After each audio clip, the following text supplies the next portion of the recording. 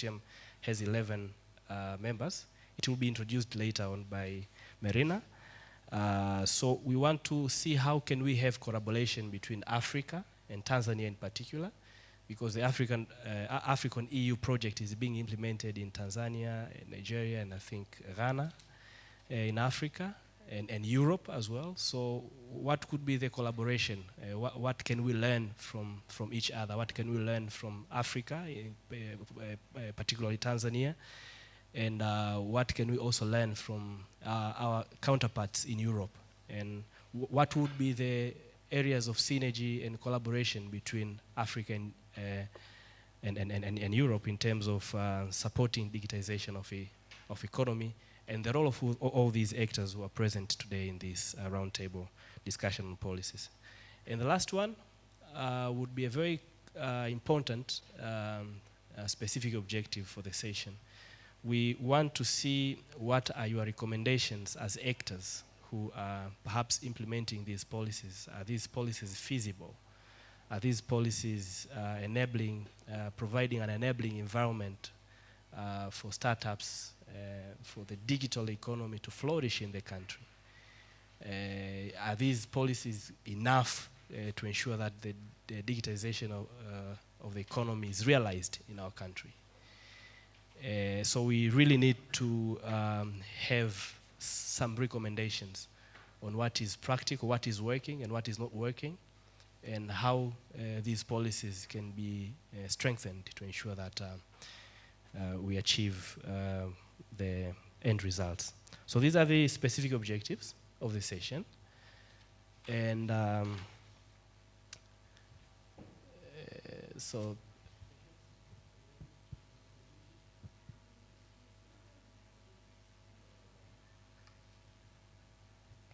okay, so as we were moving on the round of introductions, I didn't hear an introduction from TRI. Do we have a representative from TRI already in? He's on his way. Okay. Also, Tirdo, is Tirdo around?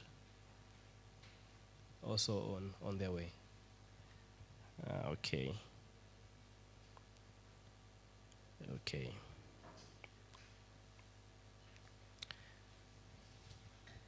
So I'll be advised if we have the DG ready to share his opening remarks so that we can invite him for that. 3 minutes. Okay, so we can be with him with the technology for the next 3 minutes. Then we can have his official opening, and then we can kickstart and start the discussion and the dialogue.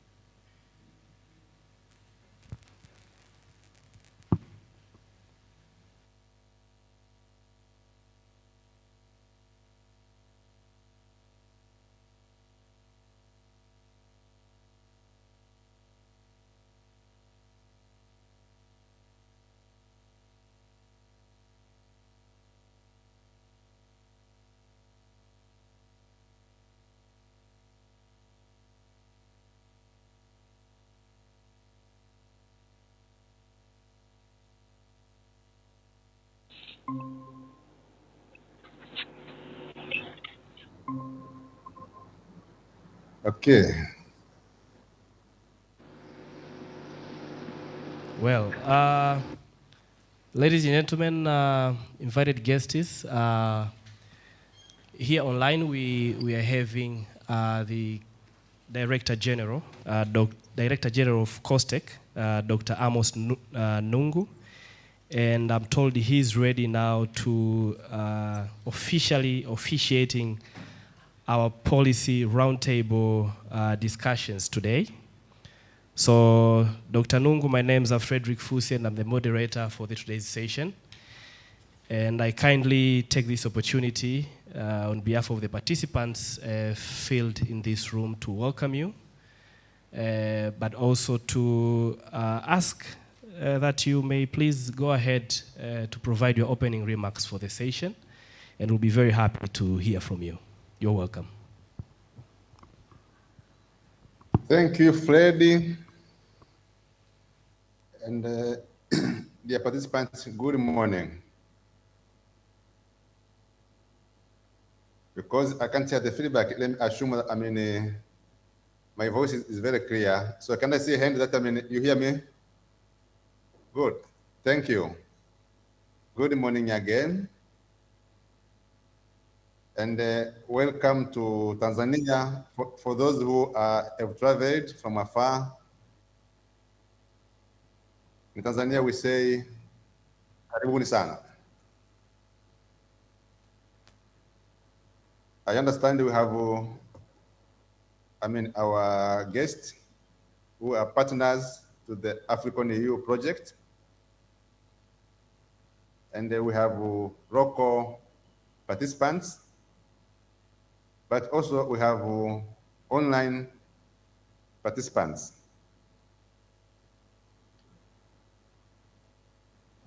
To all of them, as I already have said,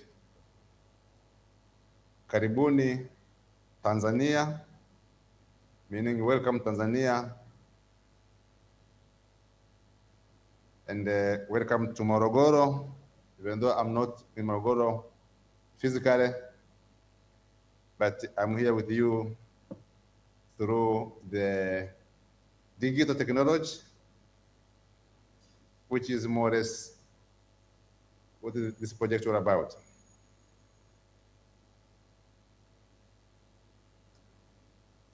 Some of you is not their first time meeting together. I remember I attended one of the sessions last year. It was in Italy.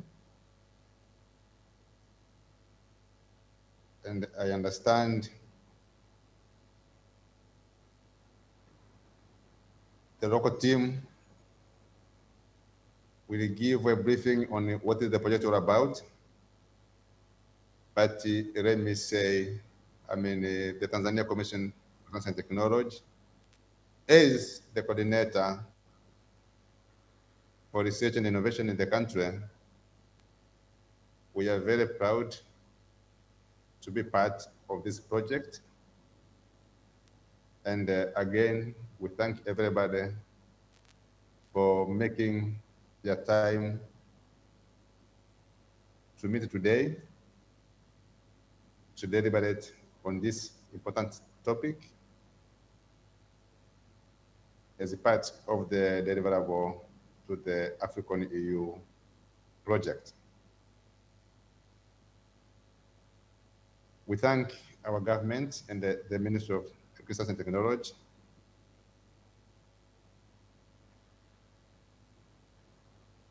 for laying down the conducive environment for the project to take place. And even this discussion now, which is about to start.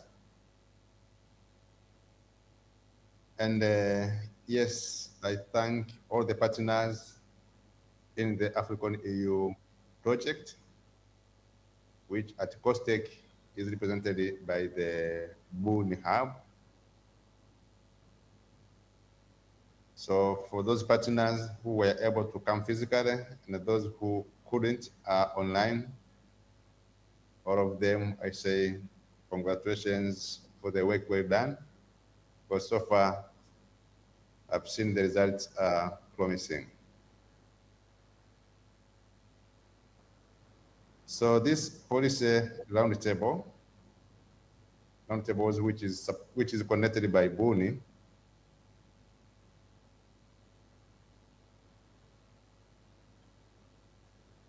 I understand it is intending to engage, as we see today,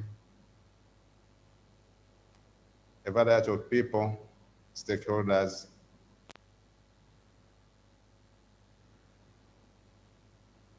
so that, they can inform the project on what is happening or what is out to be or what should be. So it is an opportunity for the participants, especially those who are not part of the project, to share their views, to inform,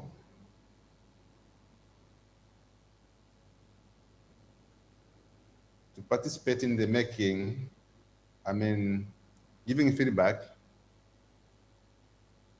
policy recommendations of what is working, what's not working, and how to make it work better. I always say that the government's first duty is to put in place conducive environment for the ecosystem prosper.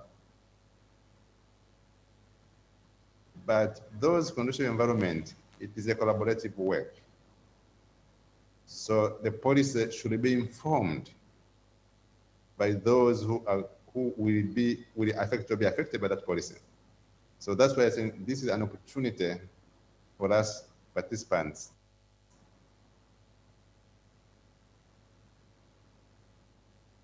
to contribute so that we have policy recommendations which are relevant to our environment. So when we present them as a project output, but at the same time, when we present them to the policymakers, to the government, and if the government accept them and accept them, then as I'm saying, the conducive environment is improved as a result of our input. So I request everyone to be present. You might be present physically, but mentally you are back in Dar es Salaam or Dodoma. But I request you to be really present so that you can contribute, so that the policy recommendations will have your voice. With those few remarks, let me repeat it to thank you all for availing your time to participate into this wonderful workshop today. And I officially announce the workshop is now open. Thank you, and I wish you a good deliberation. Asanteni sana. Dr. Nungu, we thank you very much for your opening remarks for this session. And as to reiterate what you have just said, that we are looking ahead to receive valuable inputs from all the key actors in this room. We're having some from the private sector, and we're having many from the public sector in terms of how the policies are working on or working in the industries to make the digitization of the economy effective in the country, but also responding to the market, but also creating jobs opportunities for the young people in our nation. So we really thank you so much. Informed policy decisions. We all know that if we need to really have a good policy, we really need to have good research or research outputs that can inform particular policy.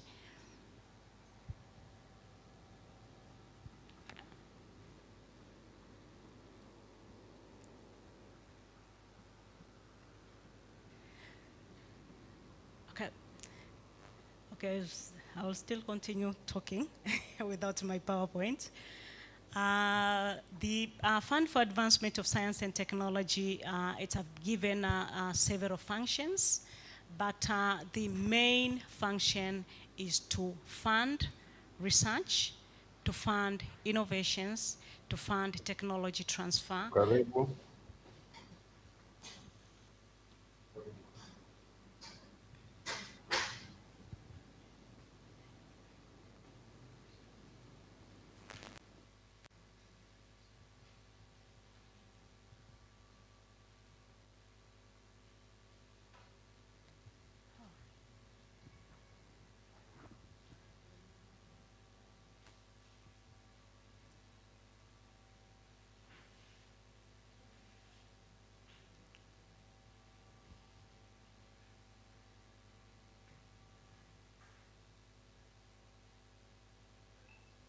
Sorry for that.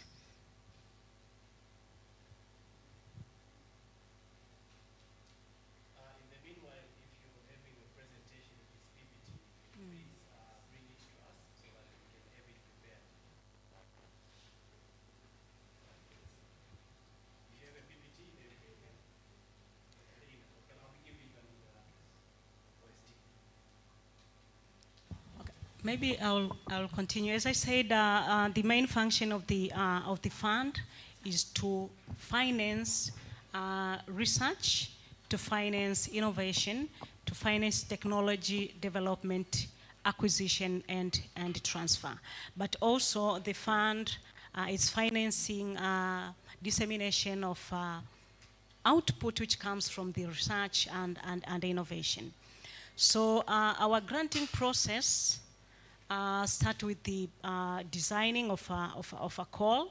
And when we are designing the call, we consider the national research priorities, but also we do consider national plans, because whatever we are doing in a research or innovation, it should address the national needs. So what we do have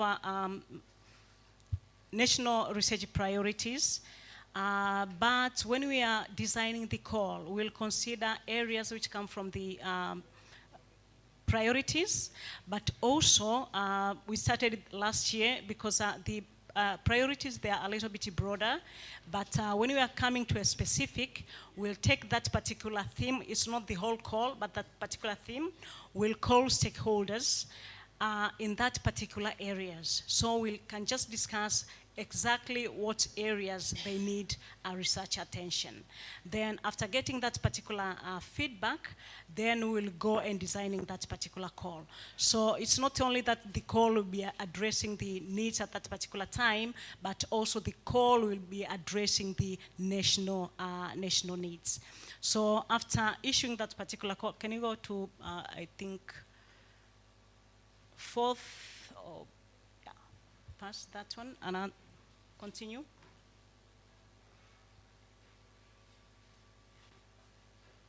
Okay, this is one of our example of the call we issued. That's the one is national priorities. You can see in the national priorities, there is a particular part in our national priorities is talking about strengthening competitive economy. Then our call was addressing that particular areas.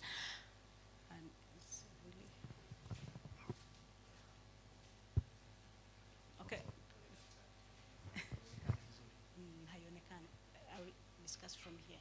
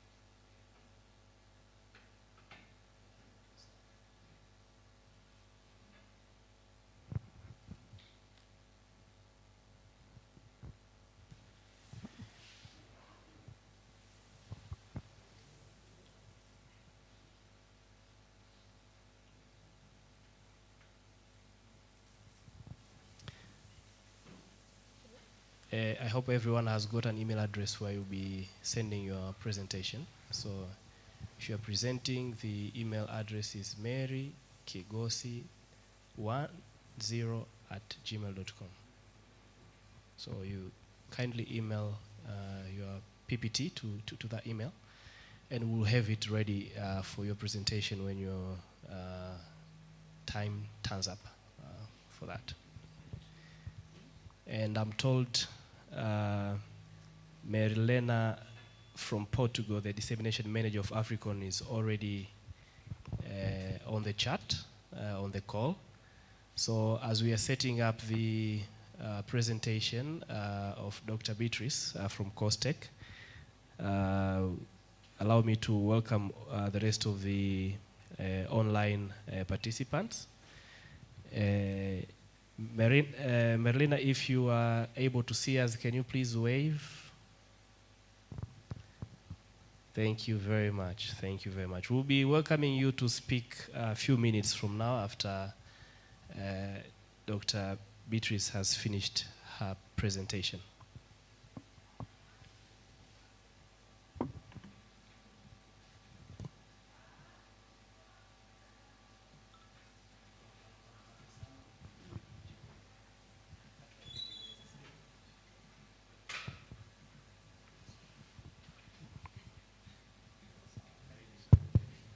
Thank you. I'll just continue. So I understand that we have been listening, though we didn't have a PPT.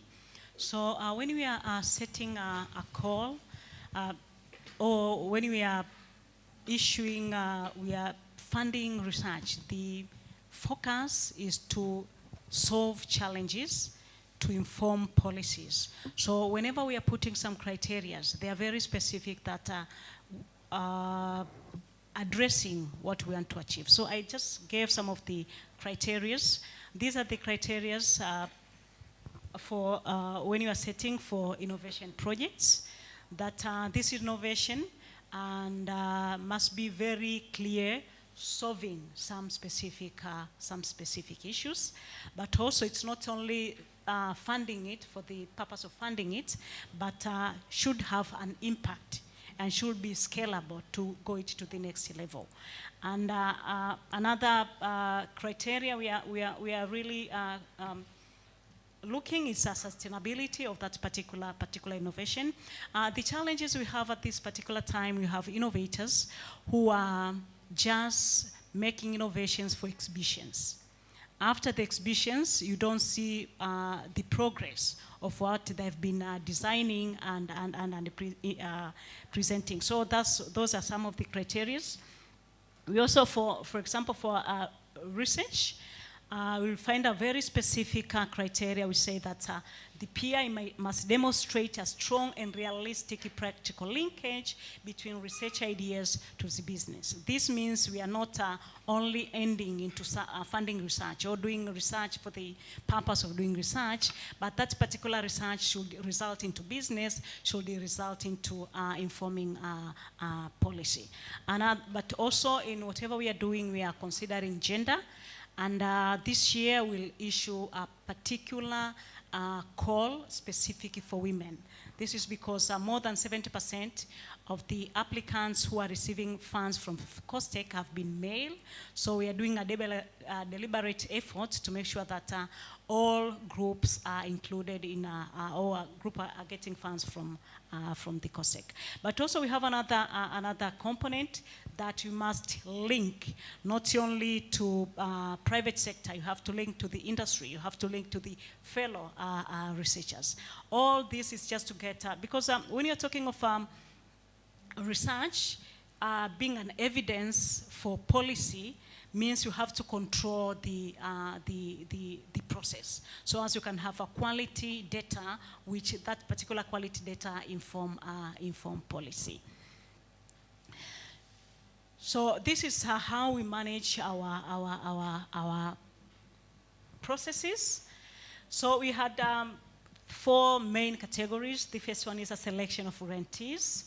So when we are doing, after issuing the calls, people they apply for the calls, then we'll screen that particular applications.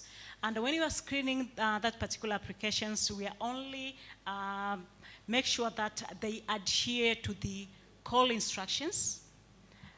And you'll be surprised that some of the applications will be dropped in this particular process just because they didn't follow instructions which was given to the call. So it's very, very important that when you see the call, you just to follow the instructions, because sometimes they will not even go inside to see whether your research or your application have, before even you go inside, you are just, does this particular person adhere to what was given? So it's very, very important. After the screening, those who qualify after the screening, they'll go for review.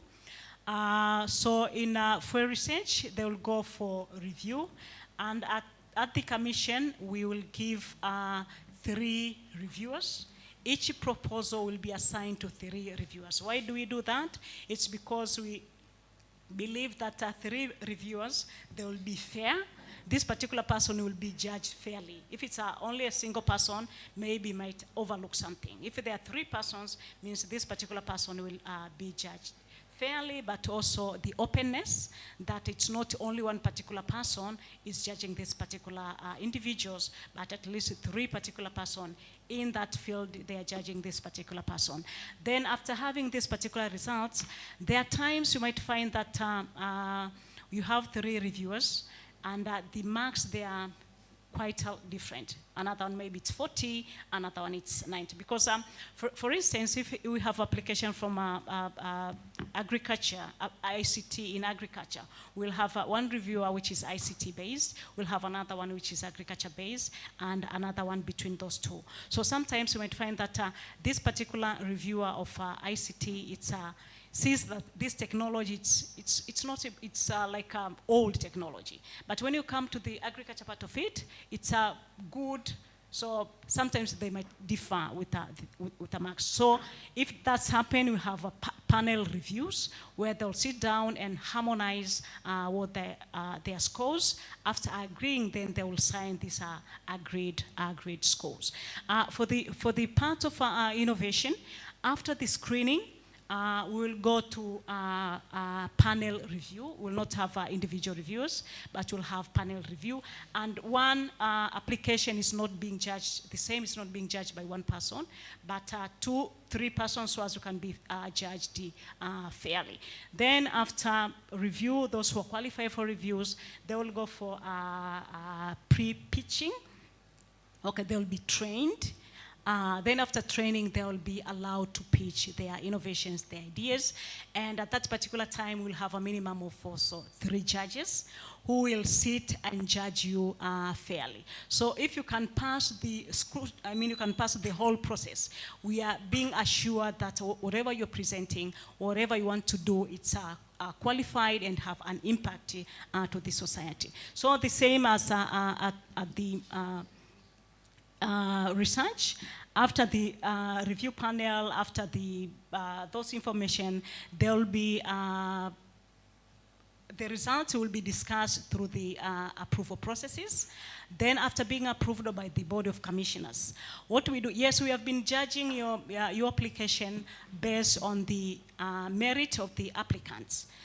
But there are some other criteria which we need to be sure that this one is going to work.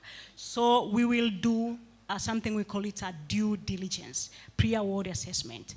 And this particular time, we will assess the institutions which is going to host this particular project. Yes, the idea is very good, and it's scalable and whatever that is, but does this particular institution have the ability and capacity to host this particular innovation or to host this particular research projects? And that's where we'll be looking on most of the time it's a value for money, and also the systems within that particular institution. Because I'm afraid to say that most of Tanzanians, sometimes we take that government money is just, you can use it without being accountable. So at that particular time, we make sure that institution and this particular researcher is accountable to taxpayers' money. So after due diligence, we'll take that particular report. So if they will rank those particular institutions, if the result is that there is a very high risk, then that particular innovation won't be hosted in that particular institution. But if the risk is not high or it's medium, there are some recommendations they will provide to that particular institution. So they will work on that recommendations, and this particular innovation or particular projects can be hosted in that particular innovation. Then after when we finish that, we'll go to inception meeting.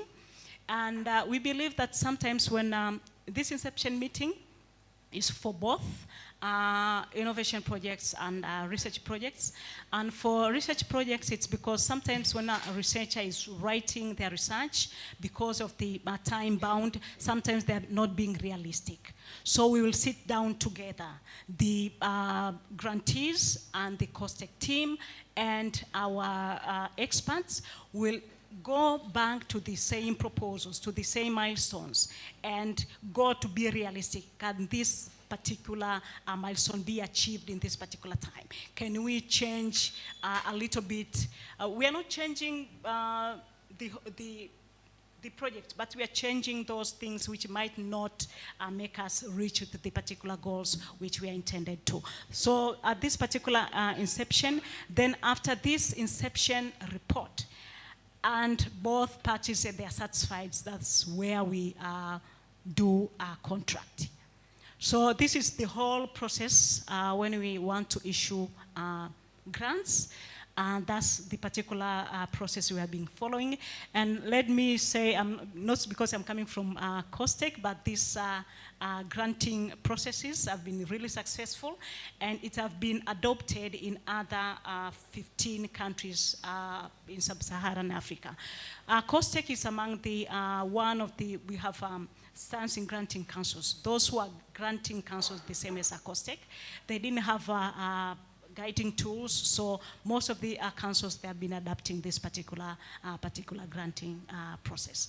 So after awarding and contracting, then we'll disburse funds, and we'll do monitoring of these particular projects. We have been doing it at 3-month basis, and we'll see. Now we are reviewing our grants manual to include some, because we didn't have some specific for research chair, and we are planning to issue calls for research chair, so we are reviewing our grants manual to include those components. So if you have any inputs to our grants manual, I'll be glad to receive it, so as we can improve our tools and use it successfully. So after awarding, we'll for just monitoring, but at the end of the day, we need that whatever is being done should be communicated. And before, we used to issue just funds without a component of dissemination, but all the projects, all the innovation and research projects at this particular time, they must include this particular component, that whatever we are doing, we will communicate it to the intended audience. Okay, I will skip this one, but this is just a setup of COSTECH. I'll skip it and go to the last slide, which okay, it's not going, but I was just going to show some of other tools we are using to manage research. We have a national framework for mainstreaming gender in research and innovation. We have another framework for postdoc. We have another framework for research chair. We have another framework for Center of Excellence. We are using all these particular documents so as it can, because what I've been talking on the internal processes, but as I said, we have a mandate over the country. So these particular instruments are the one guiding or the one coordinating research innovation in the country. Okay, thank you very much for listening.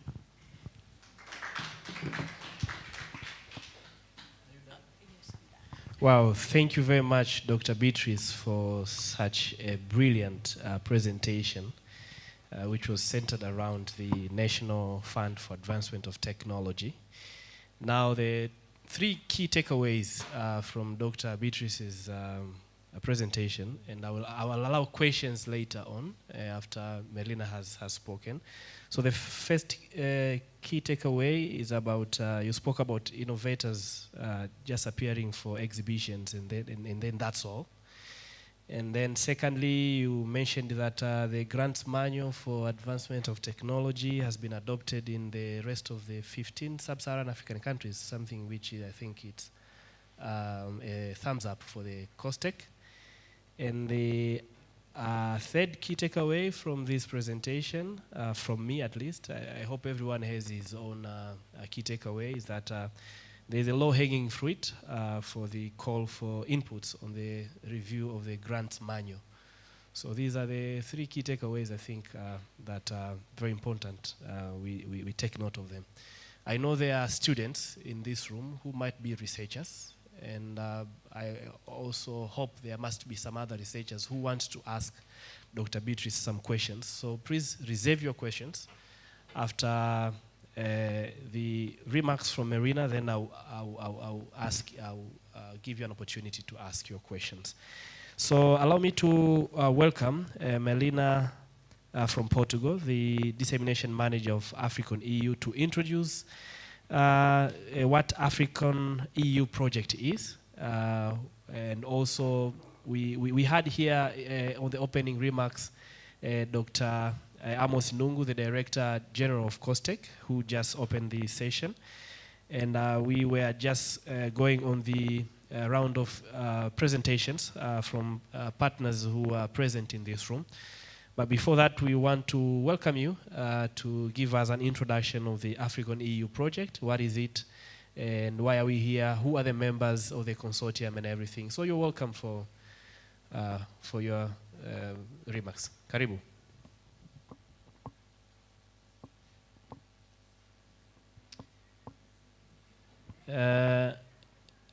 Unfortunately, we can't hear you for the time being. Let us sort that one first so that we can be able to hear you.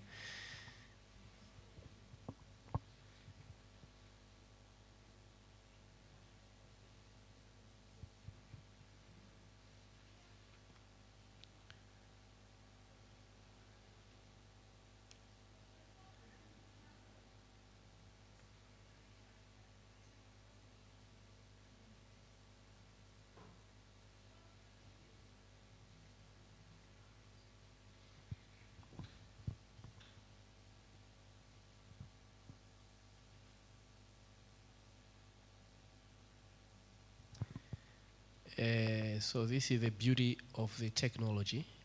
Sometimes it can get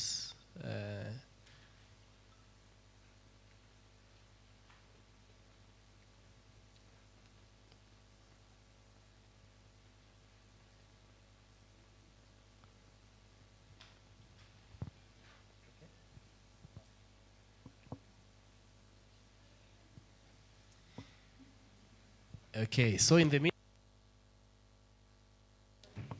of the speakers, maybe if the microphone can be on your speaker, can use the microphone.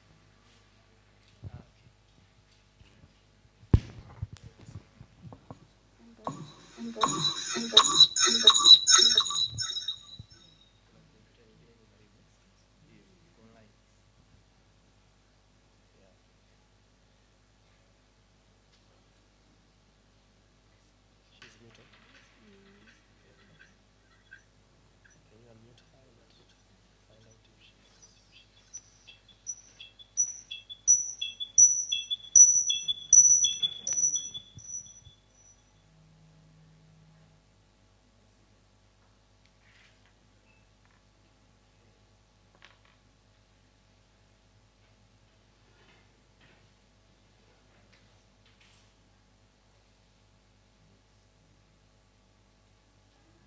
Can you try to speak?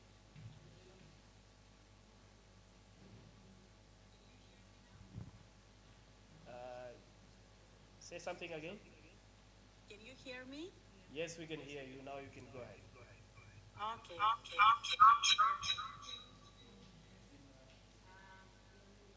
hearing my voice back again.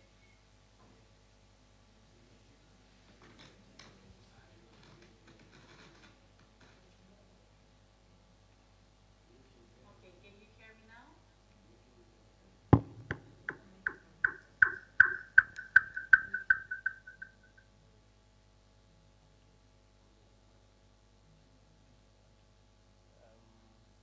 Carry on. Okay, let me share my screen. Okay, can you see my presentation? Yes, we can be able to see it. Okay, I think that there's something wrong with the microphone because I hear a lot of noise in my.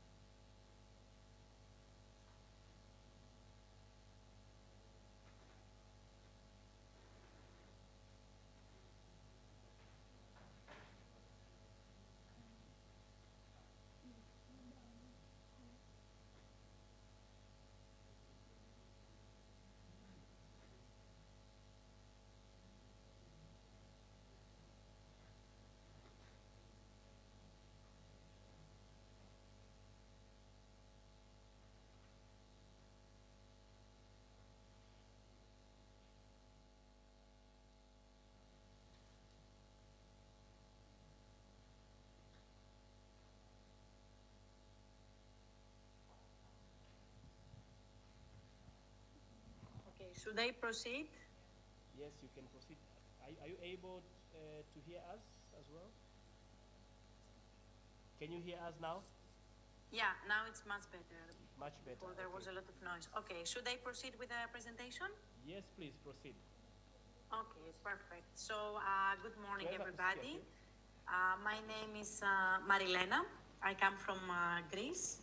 I'm the co-founder of Youth Makers Hub, and I'm the dissemination manager of African EU.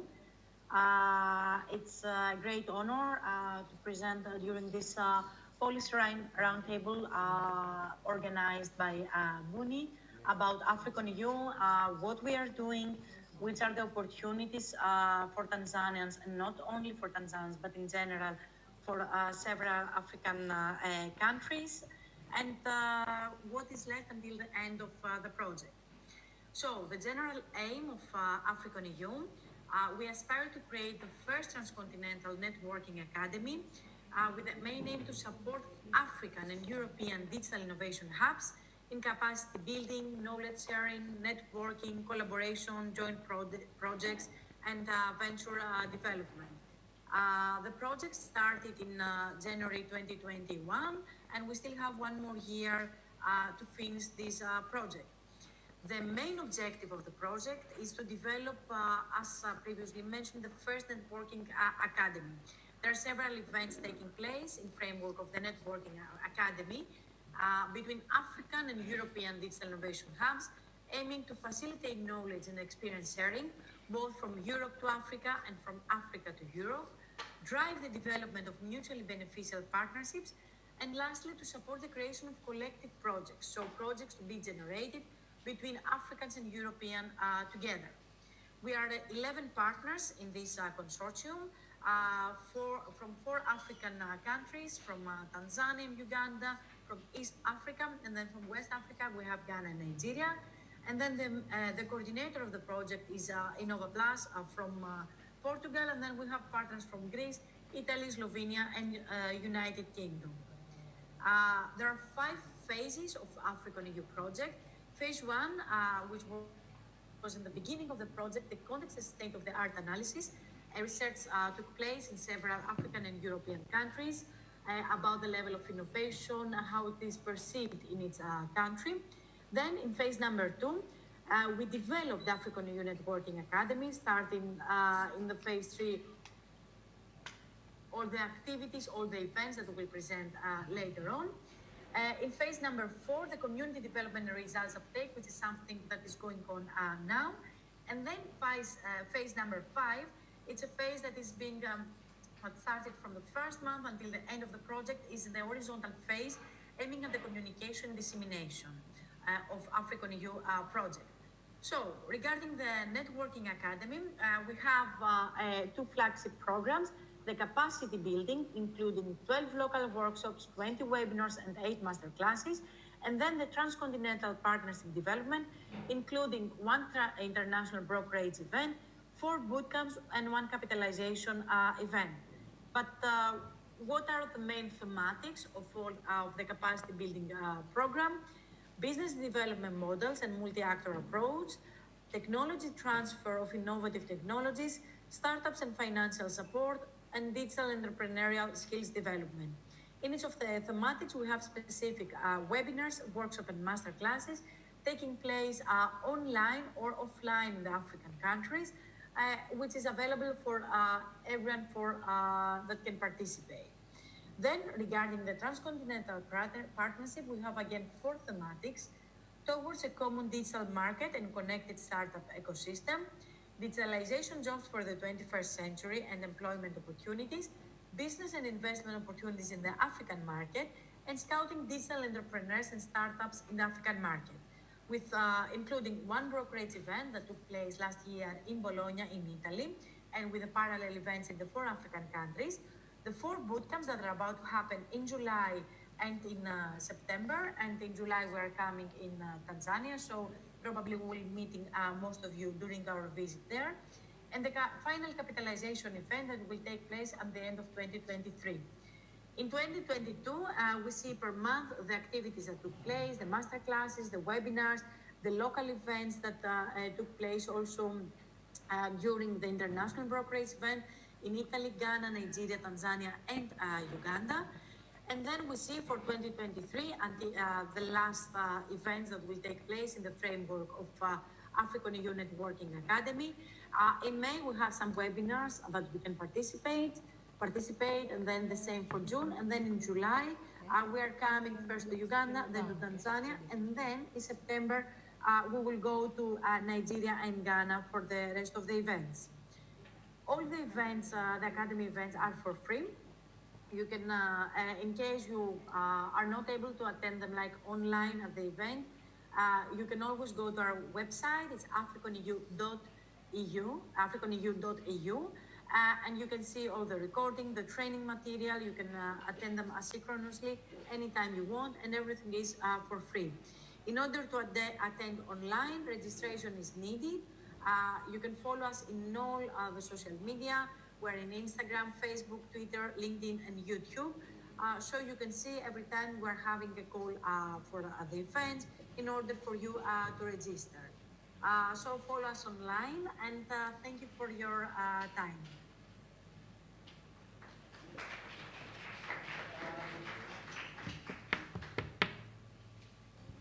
Thank you very much, Marina, for such a beautiful presentation.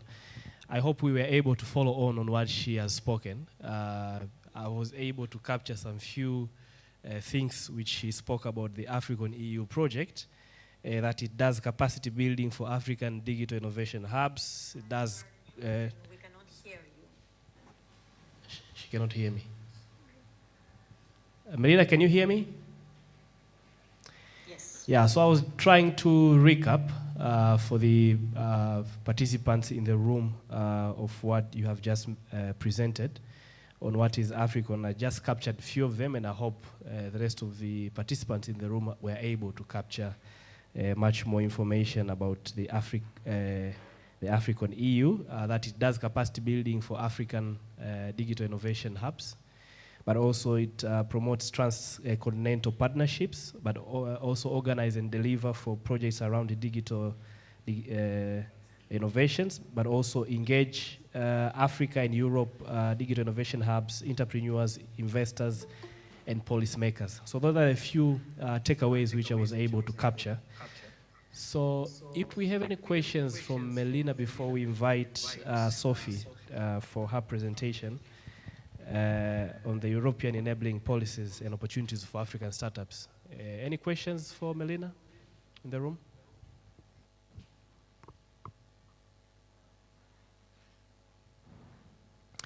Okay, so silence means no question. So allow me to take this opportunity to welcome Sophie Lasko. She'll be speaking from Finland, and she'll be speaking about European enabling policies and opportunities for African startups. So we have some few startups founders in the room, and they are very eager to hear from you, Sophie. So you're warmly welcome for your presentation. Karibu.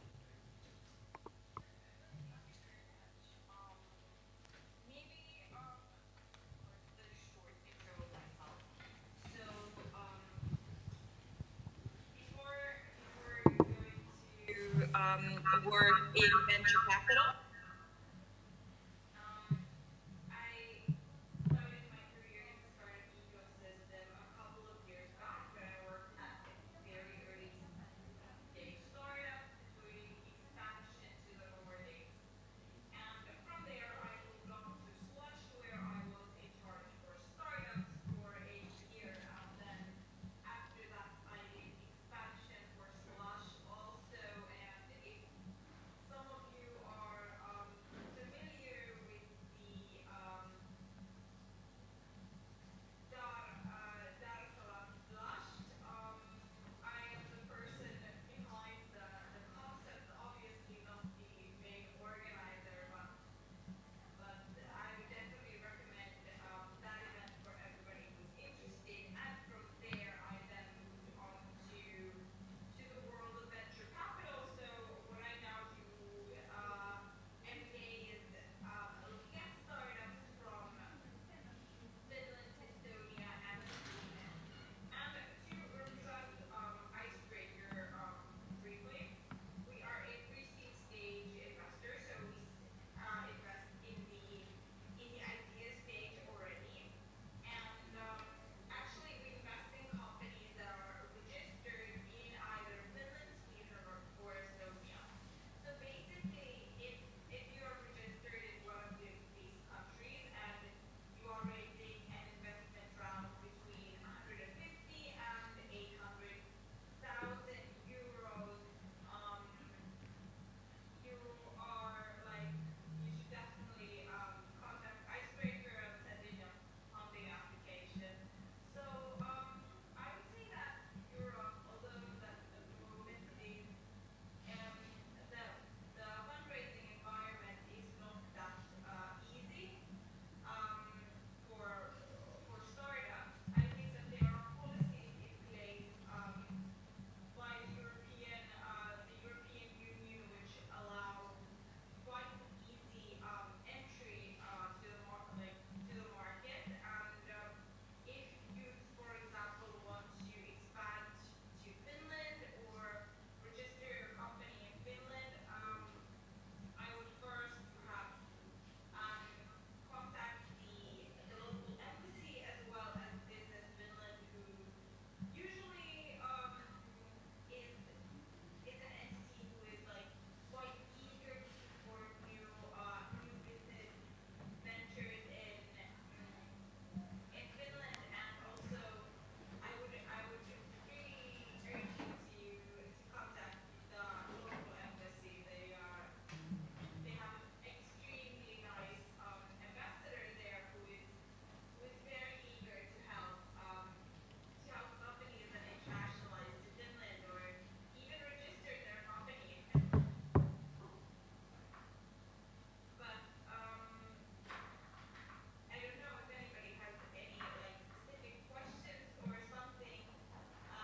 How many are you like? I don't know. How many are you there who are in the process of raising investment funding? Are there some? As you mentioned that there are a few startup founders. Yeah, there are quite few startup founders here. Most of them, I think, from SUA. So that's a very good question about whether they are interested in raising venture capitalist funds. You want to respond to that?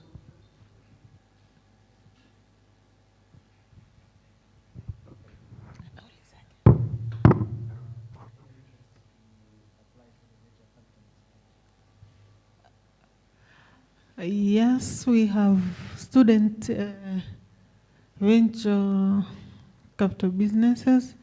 So we are trying to support them so that they can start their own business.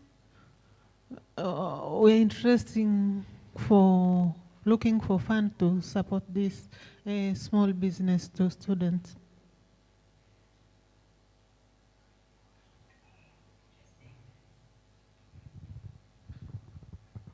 And I would definitely tell everyone to really look into opportunities in Europe, because I think Europe has multiple more opportunities than, for example, US. Or I think that in my eyes, Europe is more accessible than the US, and it's also in a way, it's easier to enter because there are several countries in Europe with their own very big startup ecosystem. So maybe if you'd want to first establish your company in, let's say in Finland, everything is super. Everything works extremely well, and this is a good place to be an entrepreneur. However, this is not the place with the biggest startup ecosystem. So if you are a person who would like to start something, I would definitely, if you have the opportunity, to go to Europe and get to know their startup ecosystem. And kind of then, like, if you want to start something, I think that's also the place to find excellent co-founders. If you have, you like yourself have an idea but don't seem to find like people to do it. So I think that Europe offers better policies, and for like more exact information, I would definitely contact the local embassy here in Dar, right Uh, there. Thank you very much, Sophie. So you asked a question about if there is any other person in the room who wants to raise funds. So there's one lady here who wants to say something about that. So you're welcome.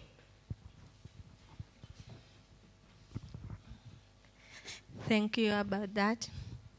I want to ask a question that are you also supporting waste management or recycling, people who are recycle waste into wealth? Do you also support those people?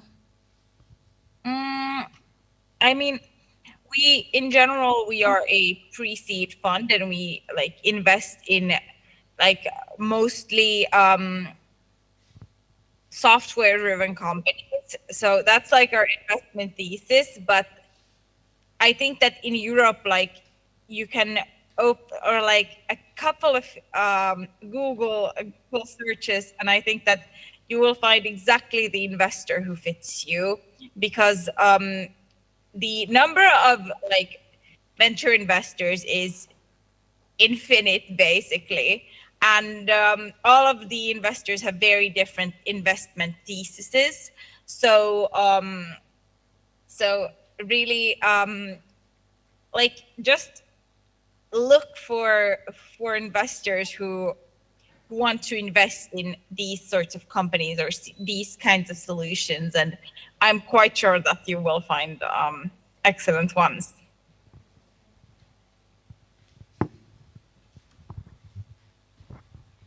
Well, thank you very much. Another question to Sophie? Karibu.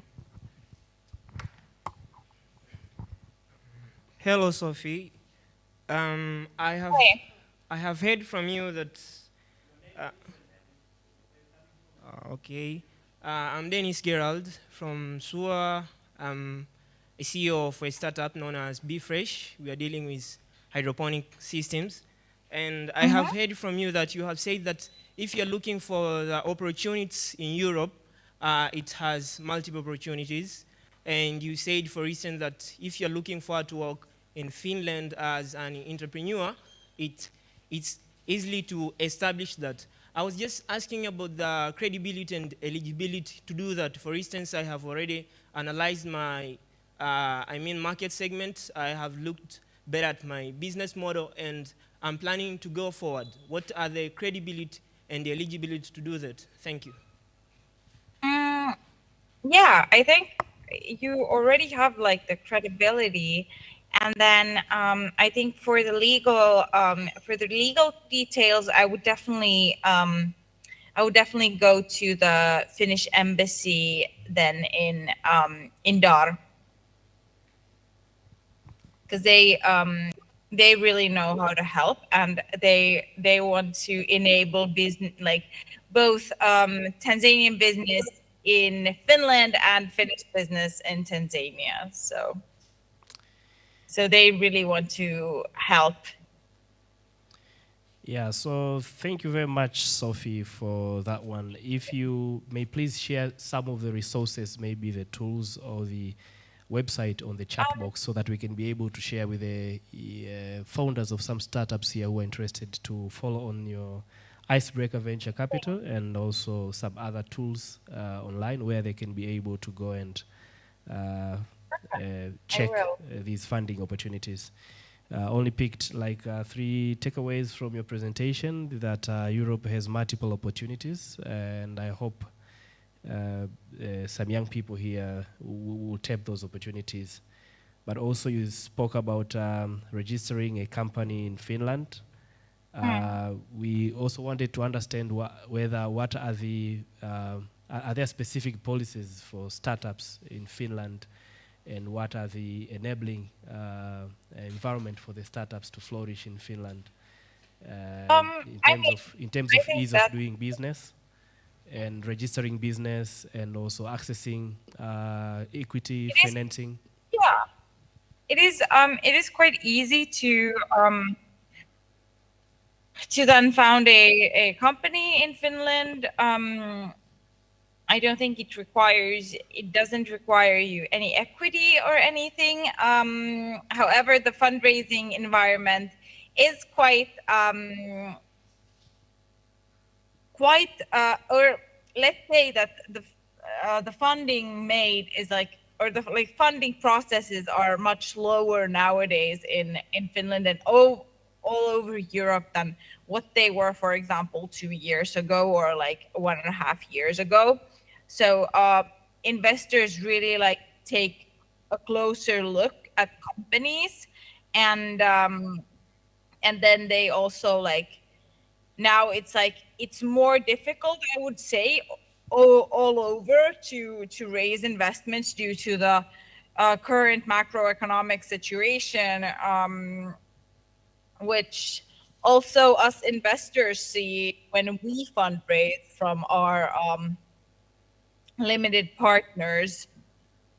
So it's like a macro level issue, really. So what, like, investors, we will most likely get funding still, but for startups it's much more difficult, especially in the early phases,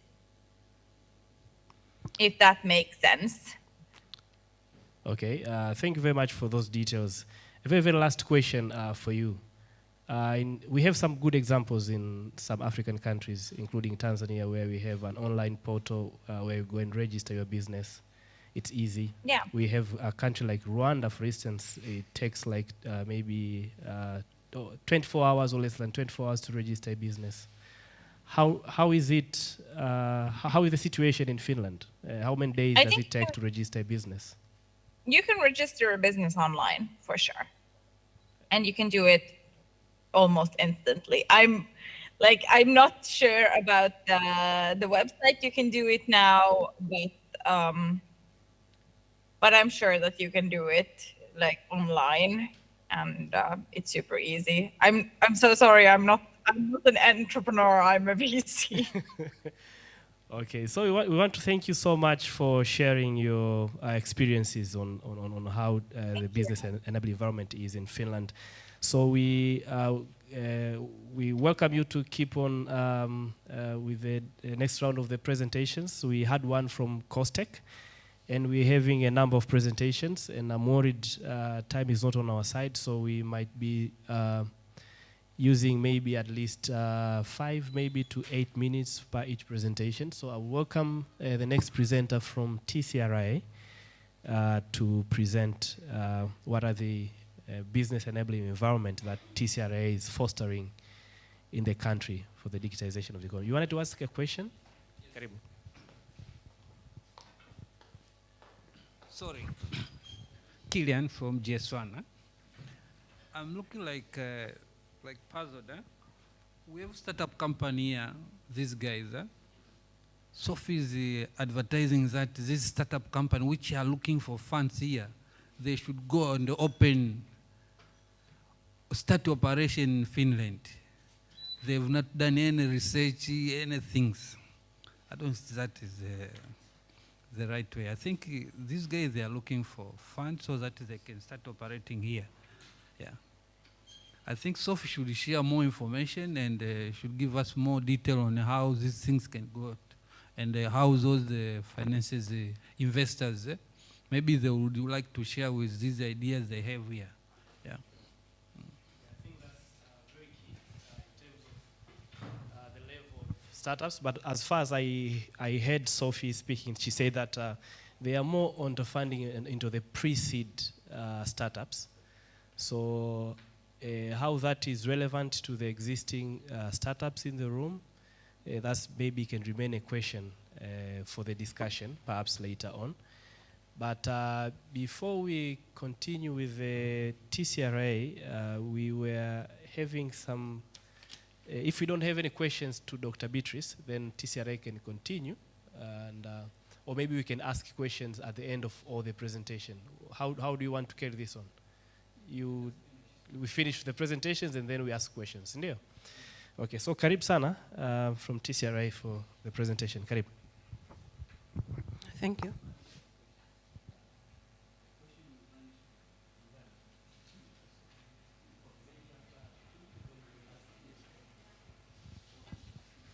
Okay, thank you. Good afternoon, everyone.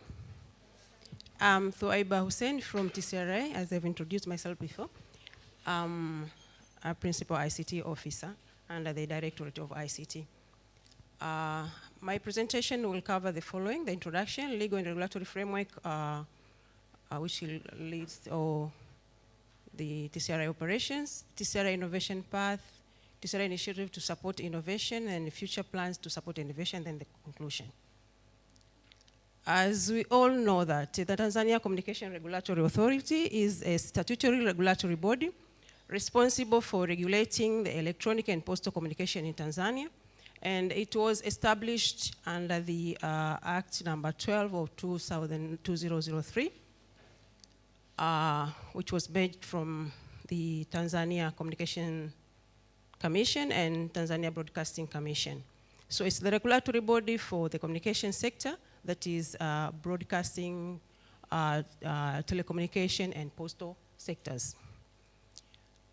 Our vision is a society empowered by world-class electronic and postal communication services, and the mission to regulate electronic and postal communication services by promoting effective competition, economic efficiency, and universal services availability, as well as protecting stakeholders' interest for the welfare of Tanzanian society. So we are at the center, we have the government, operators, and the consumers. So as we regulate, we take care of all the stakeholders in the communication sector. Legal and regulatory framework, which govern the communication sector in our country. We have the policies. The main one is the National ICT Policy of 2016. National Telecommunication Policy, National Postal Policy, and Broadcasting Policy, and the legislation, as you can see there. And also the regulations under each of the act. We have the regulations which we use in operations of our, when we regulate the sector. Regarding the innovation, which is our main topic today. So at TCRA, we live, believe, and practice in those core values: professionalism, empowerment, innovation, integrity, accountability, and non-discriminations. And in doing so, we also have the strategic plan, which is a 5-year strategic plan with 7 main objectives. But I just mentioned one there, which is related to the innovation. That is regulated services, innovation, local content generation, and localization of is enhanced. And the strategy for that objective is to foster innovation, research, and studies on emerging issues. So when implementing those objectives, which is under the strategic plan, we have the annual plans and the activities which we do every year so that to achieve those objectives. So in our initiative to support the innovation, the TCRI, we believe that we regulate by consultations. So we do conduct several meetings with the stakeholders just to seek and know how do they operate in the ground, what kind of challenges they have, and maybe if they have any other comments to improve the way we regulate. So we conducted the meeting with the innovation clubs and the universities, which they host the innovation clubs, innovation hubs. And then during the discussion, we came to learn that it was 2021. So during the discussion, we came to learn that they have a challenge of acquiring the communication resources for testing their solutions. So we had to take a measure on that one.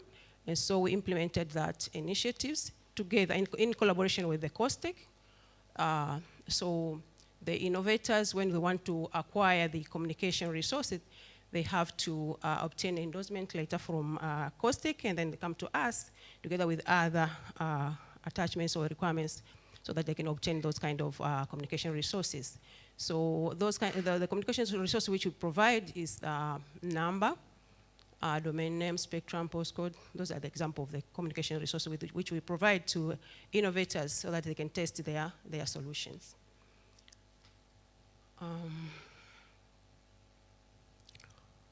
The current status. So far, we have issued 6 resources to 6 innovators, and the procedure for applying that, it is in our website.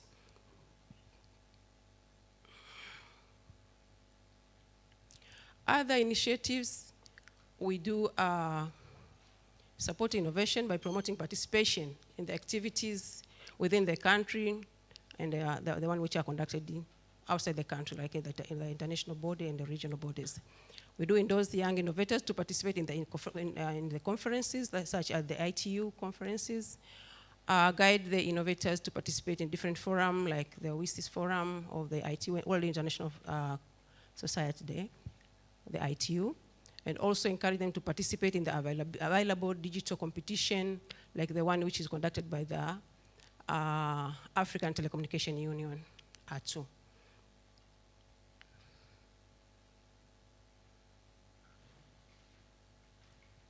We do also provide ICT equipment to some government primary and secondary schools. As we all know that we have a lot of them, so maybe it might sound maybe like a little one, but we do have those kind of initiatives, and also including the special needs school as well.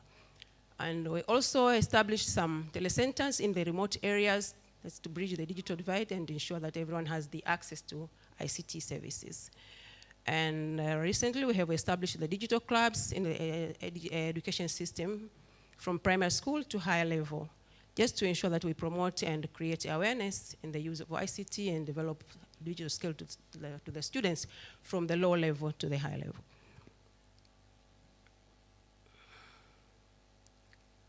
So our future plans.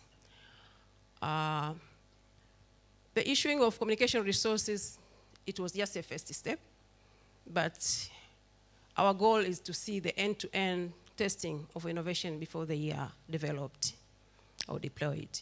So we'll keep on ensuring our regulatory framework is flexible and support innovation. And we support innovation that facilitates enabling environment for innovators to start and grow. And we'll also work closely with our education institutions on innovation initiatives and collaborate with other stakeholders to create a conducive environment for investors and innovators to operate.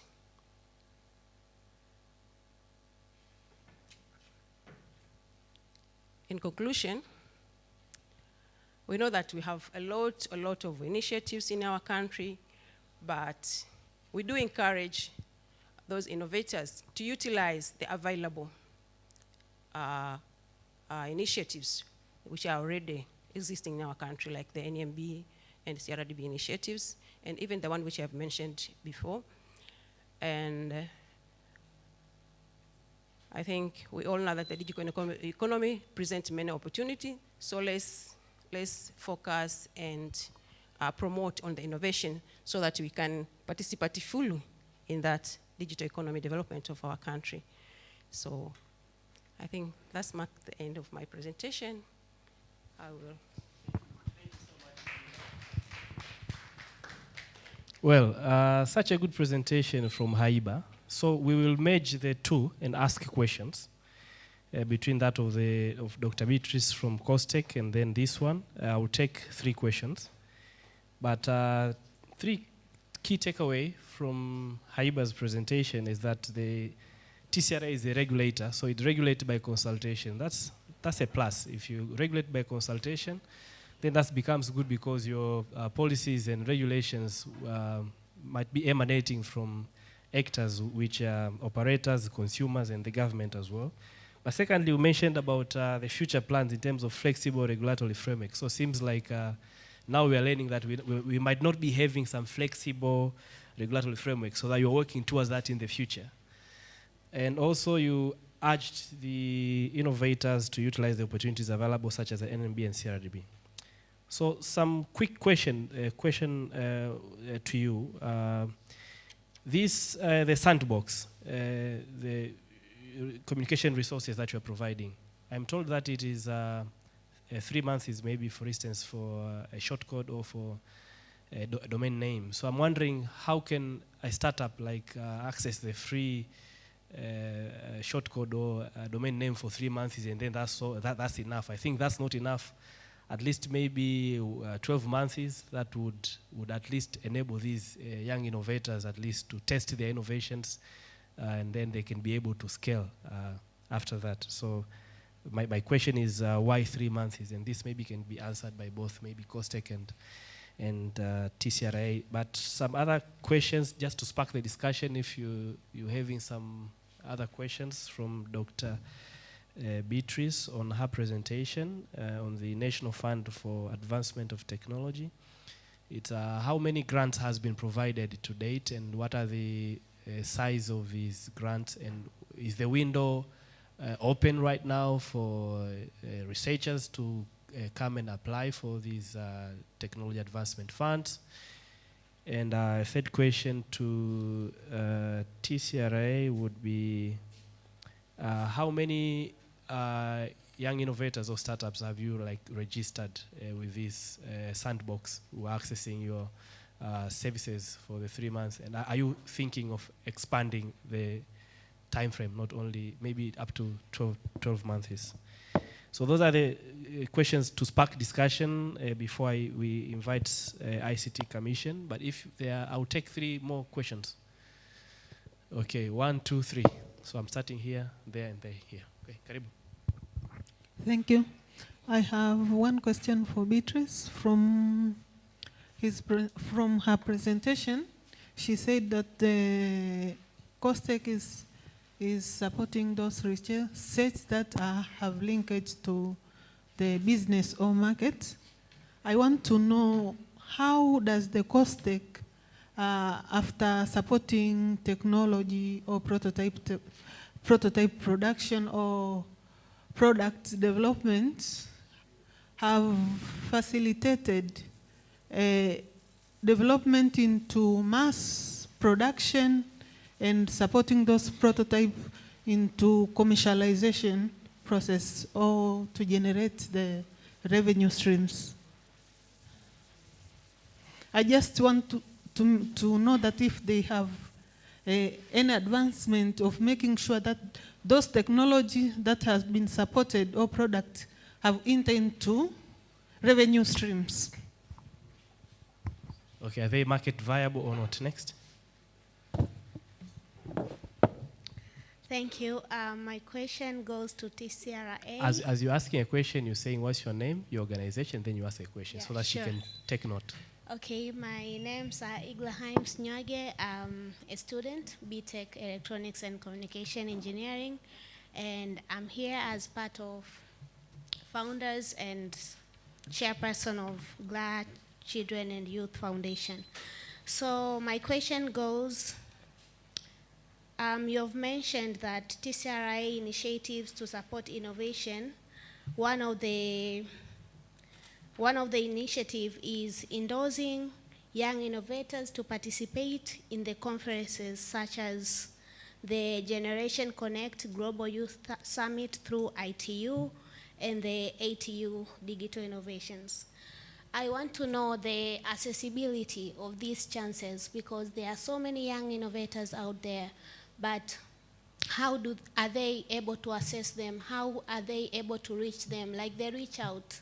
Do you get, like the number of applications you get and the years that you have been conducting this initiative, have you get any, like the number of youth responding to this, has it been increasing or the access to get this has been like remote or limited?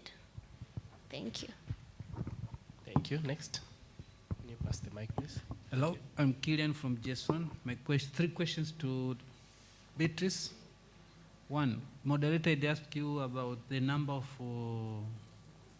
projects currently you have offered. How many of those failed and why? The other question is, if the project has progressed, does they brought back money back to the taxpayers? Means do you collect it again? Another question, does cost take thought of healthcare? Because to date, if you go to healthcare ideas, to date, if you go to hospital, maybe in Mbeya, you take a lot of procedures there, and you are referred again to Muimbili maybe, you will do the same. If there was a connection, that thing could not happen. The guy will use the same result made from the other hospital to continue with the thing. Have you thought of that idea of the healthcare? Also on traceability of crops. To date, we heard about, we are having about parachichi from Jombe. They need to be tracked, or fish from Mwanza to be tracked to everywhere they go. Thank you. Okay, so I'll add Dr. Beatrice and Haiba to respond to the questions. And very briefly, not more than 3 minutes so that we go to next presentation. So 3 minutes each.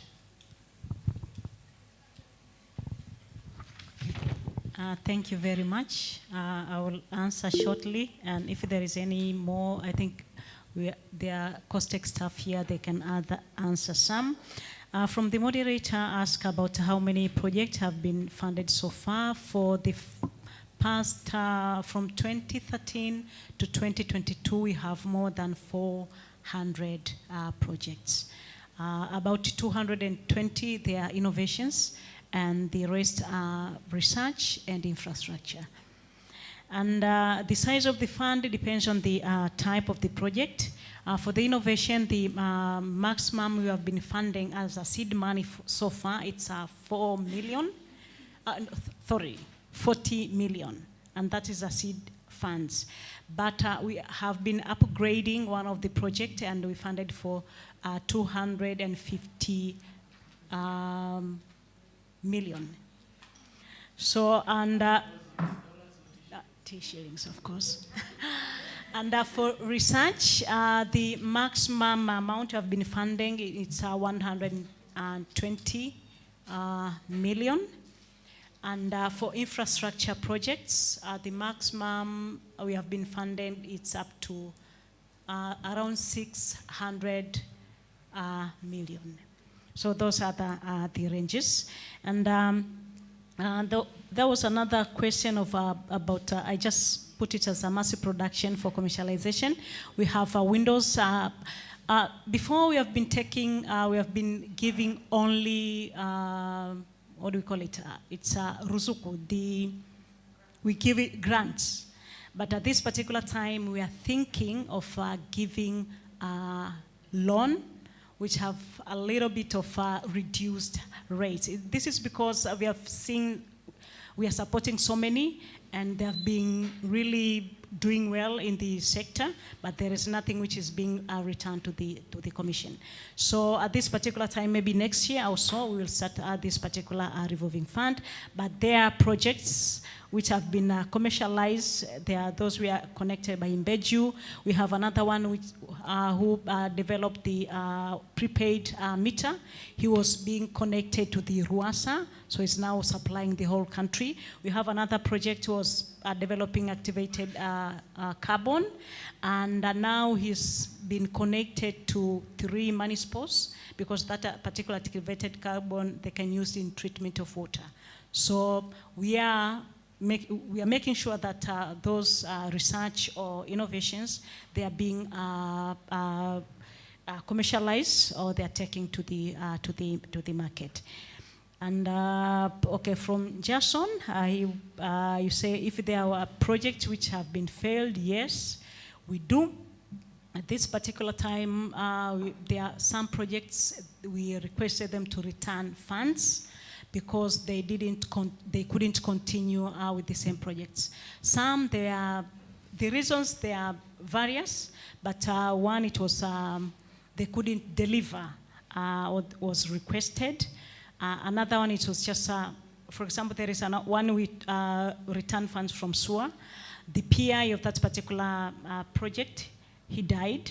The co-PI was transferred to ministry, and they declared that they cannot continue with that particular, they don't have expertise to continue with that particular project, then they return the funds. So there are very few, but there are particular projects, they do return funds. So I heard about the health sector. As I said, at the commission, we are coordinating. What we can just do, we can just give particular elements that this particular call will concentrate in these particular areas. So who comes with these particular projects, they are either innovators or researchers. But we have several windows. The first one, it's a competitive. That's, we issue the call, they compete. But the second one, we call it a commission. At this particular time, it's kind of, it's a competitive, but it's a closed. For instance, we want to concentrate on livestock. So we'll issue the call only to livestock community, then they can respond to that particular call. So for instance, for the health, I think we remember the time we had this Kikombe cha Babu. So people, they were just going there and nobody was aware or sure that whatever they are getting there, it's really treating something. So the COSTECH issue a commission call.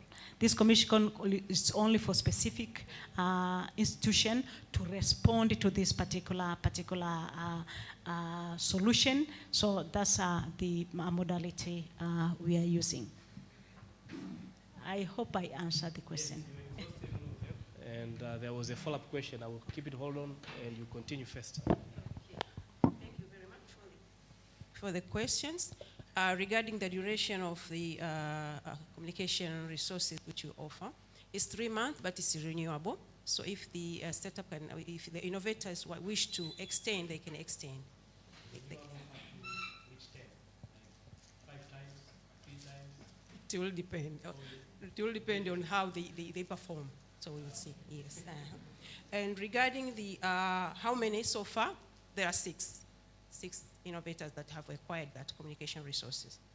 And regarding the question from the lady here, on the participation to those international events or competitions, it is made public. So we issue the public announcements through the social media or other media, and also circulate the letters to the innovation hubs that we have, it is in our mailing list. So it is fairly done. And we do participate, and if I can give you an example of the one which was conducted recently by the African Telecommunication Union. So we don't just participate, but we're among the winners, Tanzania. Also, the 3 Tanzania projects were among the winners from the previous projects. Thank you. Thank you. So I want to go to the next round of presentations, and 5 minutes each. So, Gwakisa, you have a question, you said? A follow-up? Okay. Yeah, first of all, let me take this opportunity to congratulate the presenter for the very good presentation, both from the TCRI and from the COSTECH. My observation is that in most of the projects or programs, whether short or long-term, the issue of output is no longer a problem. The most critical is the issue of outcome. Now, is it possible for the two presenters at least to highlight on what are their outcomes, whether it can be the issue of job creations or the welfare their project have contributed, whether from the TCRI or from the COSTECH. The other thing is from the COSTECH. There is this notion that you are funding science and technology. That means science and technology at that strict sense, to the point that some are saying that you are not concerned with the issue related to social sciences. How far is this statement possible? Thanks very much. The last one sounds like a university lecturer's question. Okay, so if you have some responses to those ones. Then. Thank you very much. About the outcome, yeah, I think 2-3 years back we did a tracer study to locate our innovators and their impact to the society. And they are good. They have been creating jobs, direct, more than 30,000 jobs. And the revenue, it goes up to 1 billion per year. So it's not only that we have been only concentrating on the output, we have been also concentrating on the outcome. About the data, we are funding only strictly science. That age of funding particular project or particular theme in isolation have been a little bit taken away by events. We are funding, let's say we are funding forest, for instance. It's a forest with all the hectares around the forest, which also include social sciences. It's not specific that it's a single out that it's social sciences or science. It's just every actors, every possible environment surrounding that particular problem, that it will be tackled in that particular way.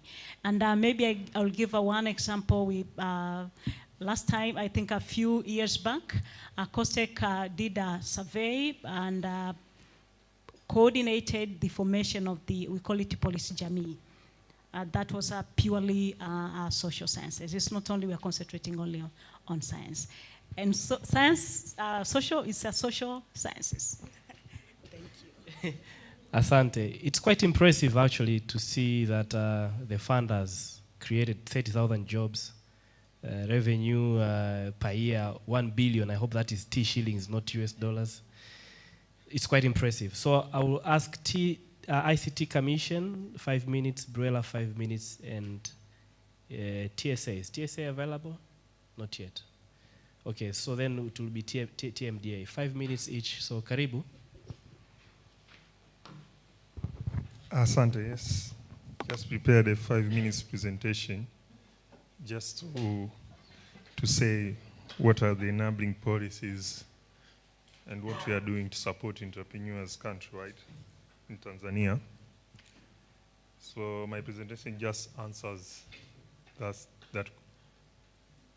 topic of discussion, but I just highlighted we as the ICT Commission, we are doing all our activities under the trying to address issues which have been highlighted in the National ICT Policy of 2016. So we just took the vision, mission, and the policy objectives of just trying to transform Tanzania into an ICT-driven middle-income economy and society. I just extracted only two.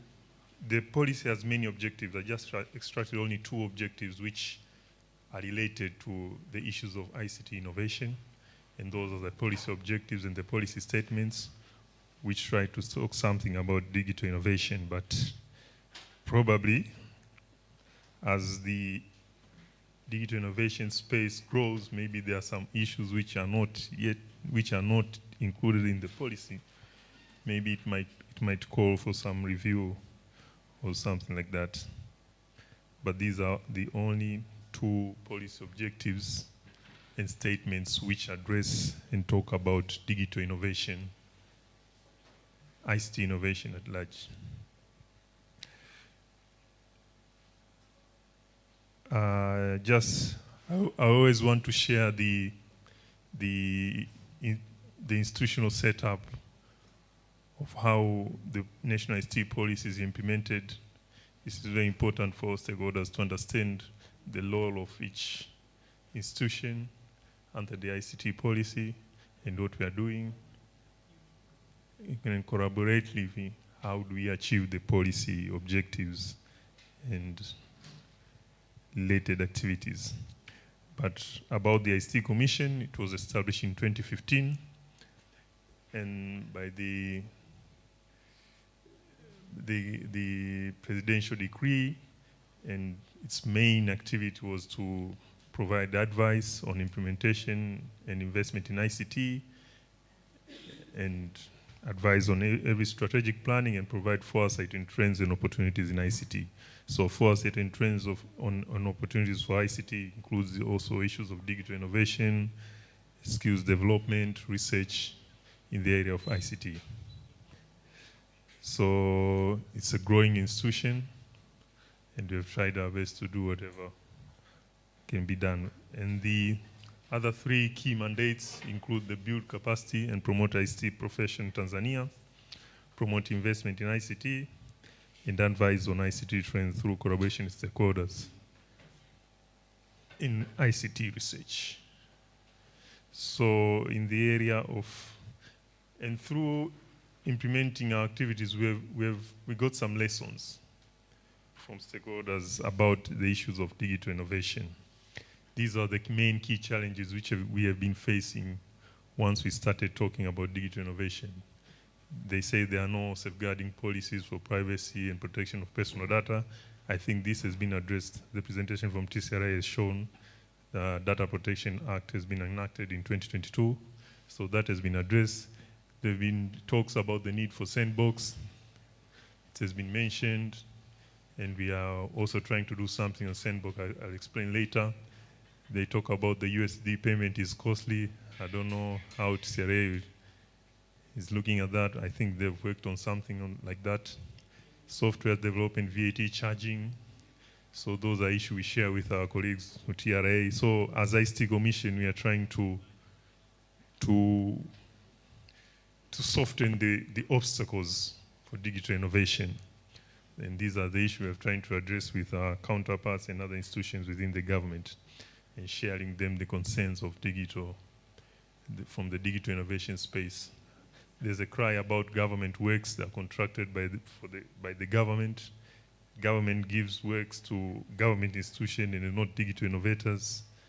That's an outcry, and we are still working on that, and we are discussing to address those issues, because a startup can't grow if the government itself doesn't have trust to its own startups and give them some job or some contracts to work on.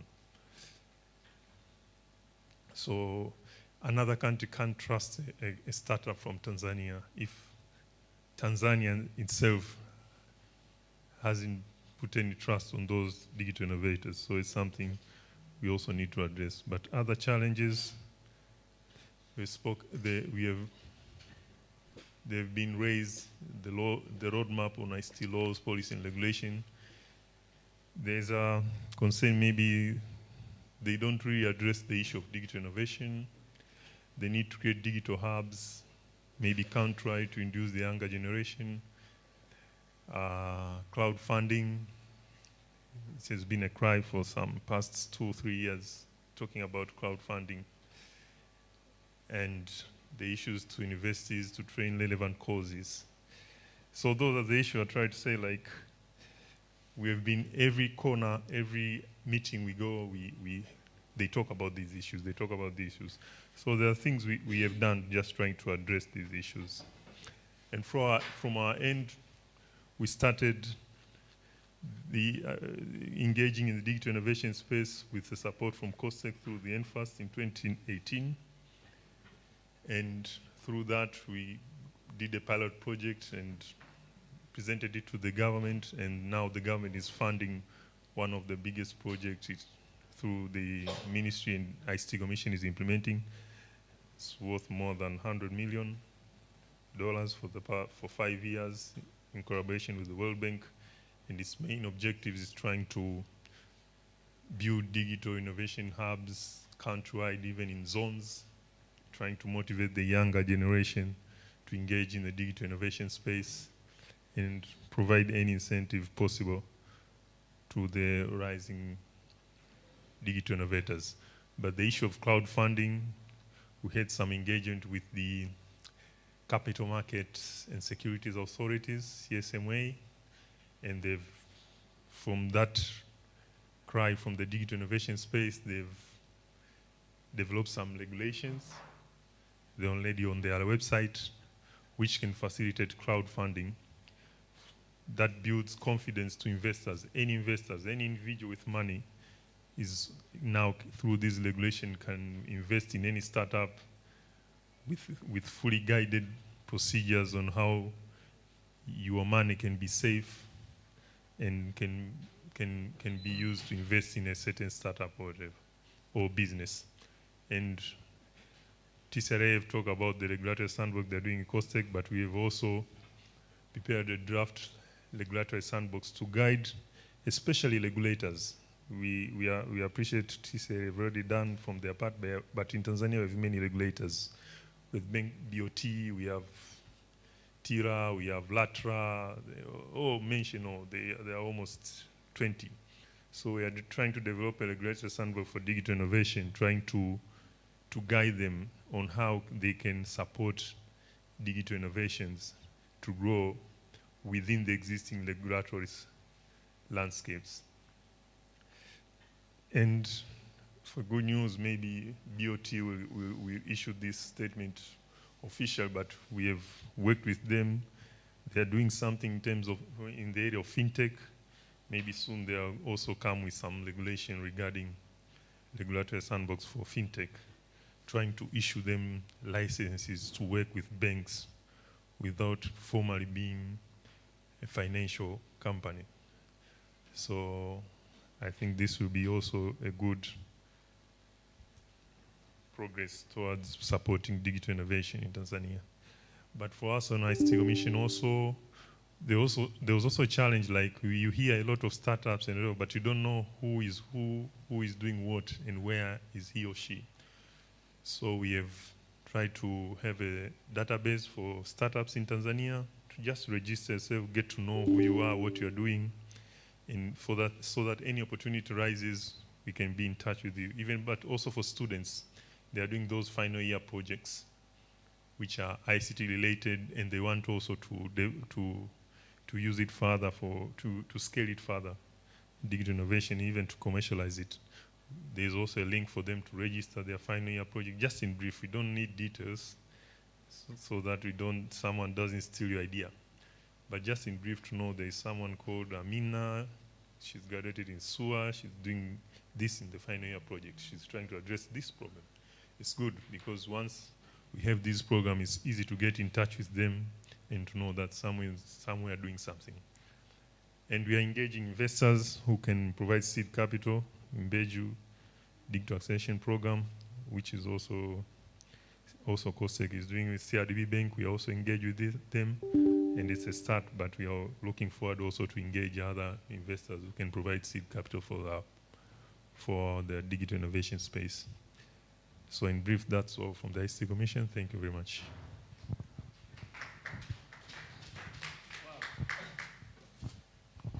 Wow, quite impressive. Captured like 5 key takeaways, and I will invite Brella to proceed. So I will take questions, like 3 questions after the next 2 presentations. So just the quick summary of the takeaway there is the issue of some challenges which you have shared. There are many of these challenges, but one of them which, because I'm enthusiastic with the startups and enterprise development, as far as the startups not being able to get this contracting from the government. But I know there are some quite impressive initiatives that the government is doing through the PPRA. There is a regulation on public procurement act which instructs the government to allocate 30% of its annual procurement for the young people, I think women and people with disabilities, if I'm not mistaken. I think you will speak about that later. Yeah. But also I was curious about the this World Bank and Government of Tanzania initiative of $100 million which you said you're building digital innovation hubs in regions, but also something about crowdfunding, the sandbox regulatory framework is something to be appreciated, the startups database. So we'll be having some questions on all of these areas. So let us get the presentation from Brella, 5 minutes, and then we finish with TMD, and then we ask questions. So Karibu Brella for your presentation.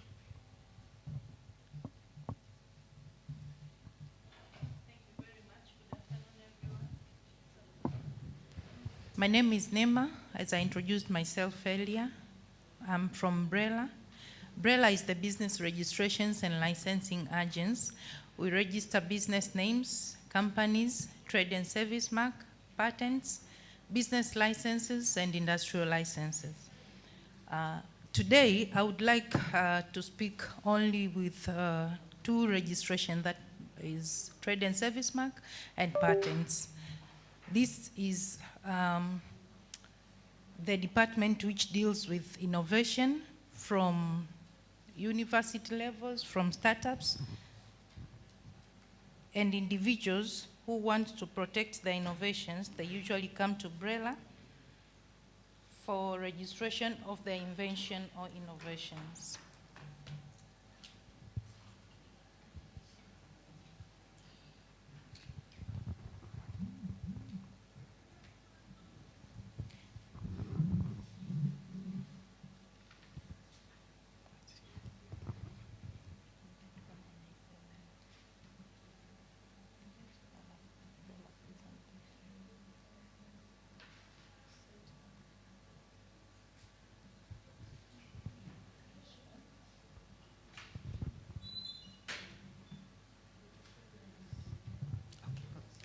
My 5 minutes are counting. I better just continue without even the presentation ready, maybe. Brella does sensitization programs from all levels of education, so that we tell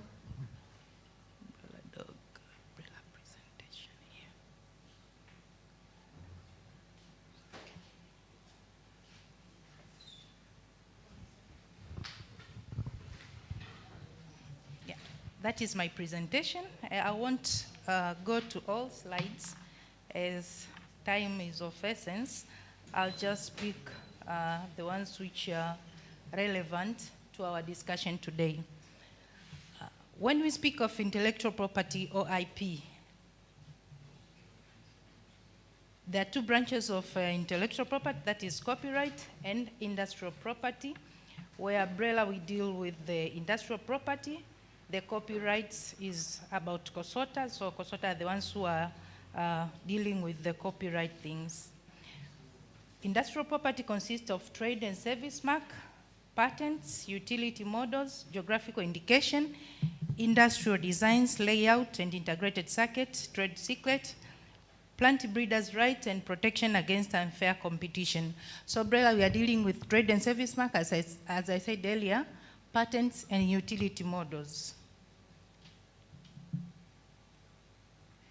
We have laws which are used to administer patents, which is Patent Act, Cap 217, Trade and Service Mark Act, Cap 326, United Kingdom Designs Protection Ordinance of 1936, Chapter 219 of the laws of Tanzania inserted in the Patent Act, Mechanized Marks Act, Cap 285, the Fair Competition Act of 2003, Copyrights and Neighboring Act, Cap 218, the Protection of New Plant Varieties, Plant Breeders' Rights Act of 2012, and the Traditional Alternative Medicines Act of 2002. It should be noted that these laws are of Tanzania mainland only. When you come to Zanzibar, they have their own laws and how they administer their industrial property there. We just come to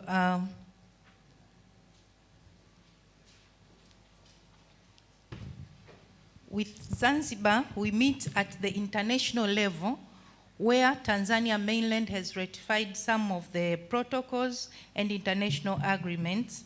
So Tanzania mainland as an IP office is the one which ratifies all this and cascade down to Zanzibar for their implementations. When you come to institution framework, Tanzania mainland has a number of institutions responsible for administration and enforcement of intellectual property rights. That is the Copyright Society of Tanzania, COSOTA, the Registrar of Plant Breeders' Rights, the Fair Competition Commission, the Commissioner for Science and Technology, Tanzania Revenue Authority, Customs Department, Tanzania Communication Regulatory Authority, TCRA, the police force, the judiciary, and the business registrations and licensing agents. How do they come in to IP roles?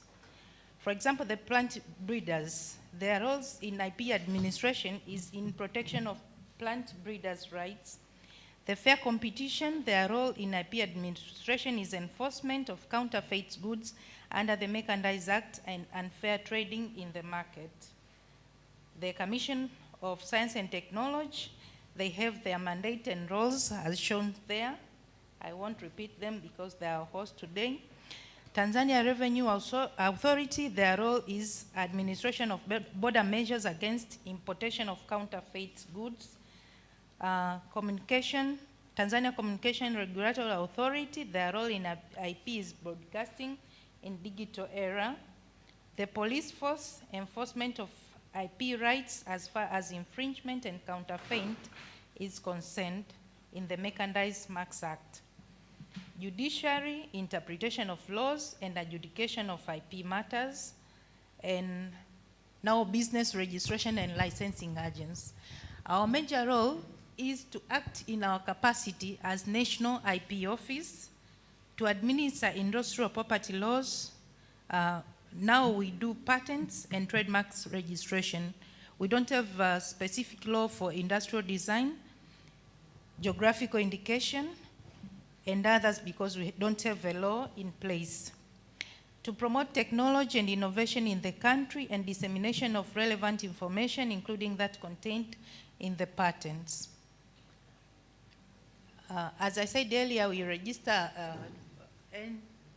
marks, trade and service marks, whereby a mark is a distinctive sign that serves to distinguish one product from or services from that of another. In order to register a trademark, it should be distinctive. It should not be copied from any other which is existing. And the law gives criteria for a mark to be a mark. And it should be only protected so as to be conferred a right. If you are not protected, that means you are not given the right or exclusive right of using that mark. Importance of registration of a mark is to promote the brand, market information of the product, to foster consumers' confidence, recognize the source of the product, for effective prevention of unauthorized use of a mark to enforce legal action or trade service mark, it should be registered. So in order to enforce the right in the mark, it should be registered. If you're not registered, then your right is not protected. In case of any post-registration, after you register a service mark or a mark, in case you change address, you should notify the registrar. In case you rectify your mark anyhow, the registrar should be informed. In case of assignment or a registered user or issuing license to any other person to use your mark, the registrar should get notification. Procedures for registration, we do it online.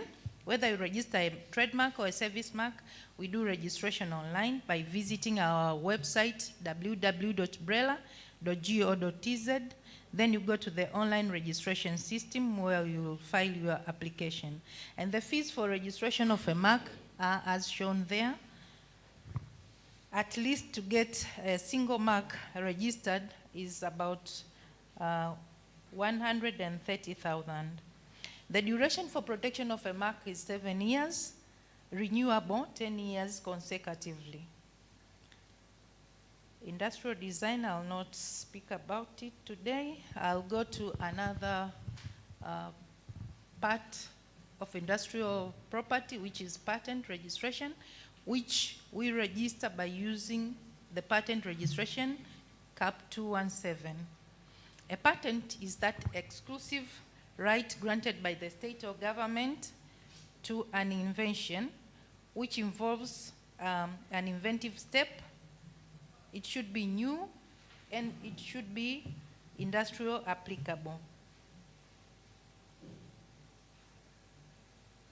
In order to be registered, or in order for a patent to be registered, it should be new, it should involve an inventive step. That means it should not be non-obvious, and it should be industrial applicable.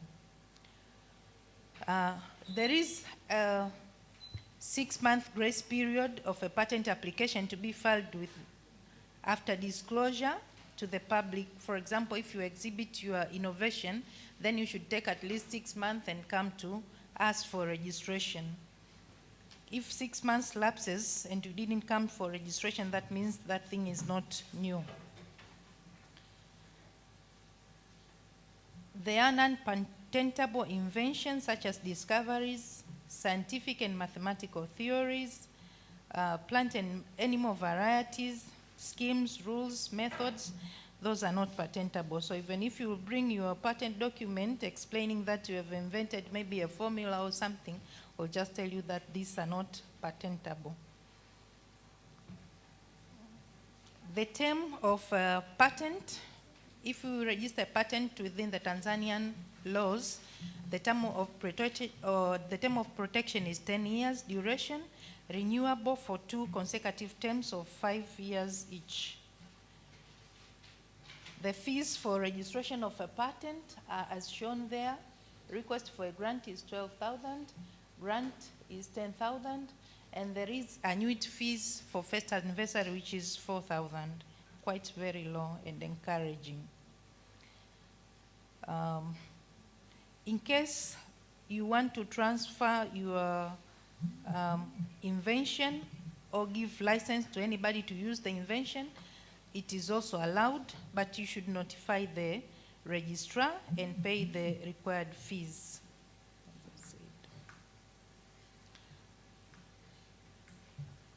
Currently, as I said earlier, we don't have some other laws which regulate things like geographical indications, industrial designs, and other types of signs, such as collective marks and certifications marks. So at BRELA, we are now preparing industrial property laws which will incorporate all these pieces of legislation into one law, and we've already prepared the national IP policy, which is now at the ministerial level, ready to go to the our cabinet for the further discussion. As I said earlier, all the procedures for registration at BRELA are done online. In order to apply, you should have your national identification number, which you are going to use to create an ORS account, where you go to the first yellow column of creating an account.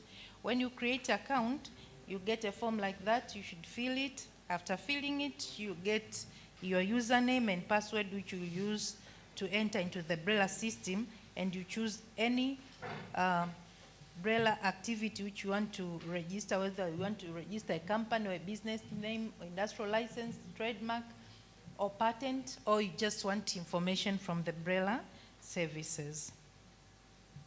That's all. Thank you very much. Thank you very much, Neema. Is it Neema? Yes. Thank you very much for a very informative presentation on trade service mark and patents. I hope there will be some questions from the floor later on. So allow me to bring TMDA, 5 minutes, and after that we'll be having a round of questions for all the 3 presenters. We'll take 3 questions. And then after that, we'll be going for TSA and then NEC and TRA. Okay, TMDA, karibuni. And if there's any questions from the participants online, so you're free to also ask questions when we go to the Q&A session. But I've received some very good comments from online, which I will read them later. Karibu TMDA.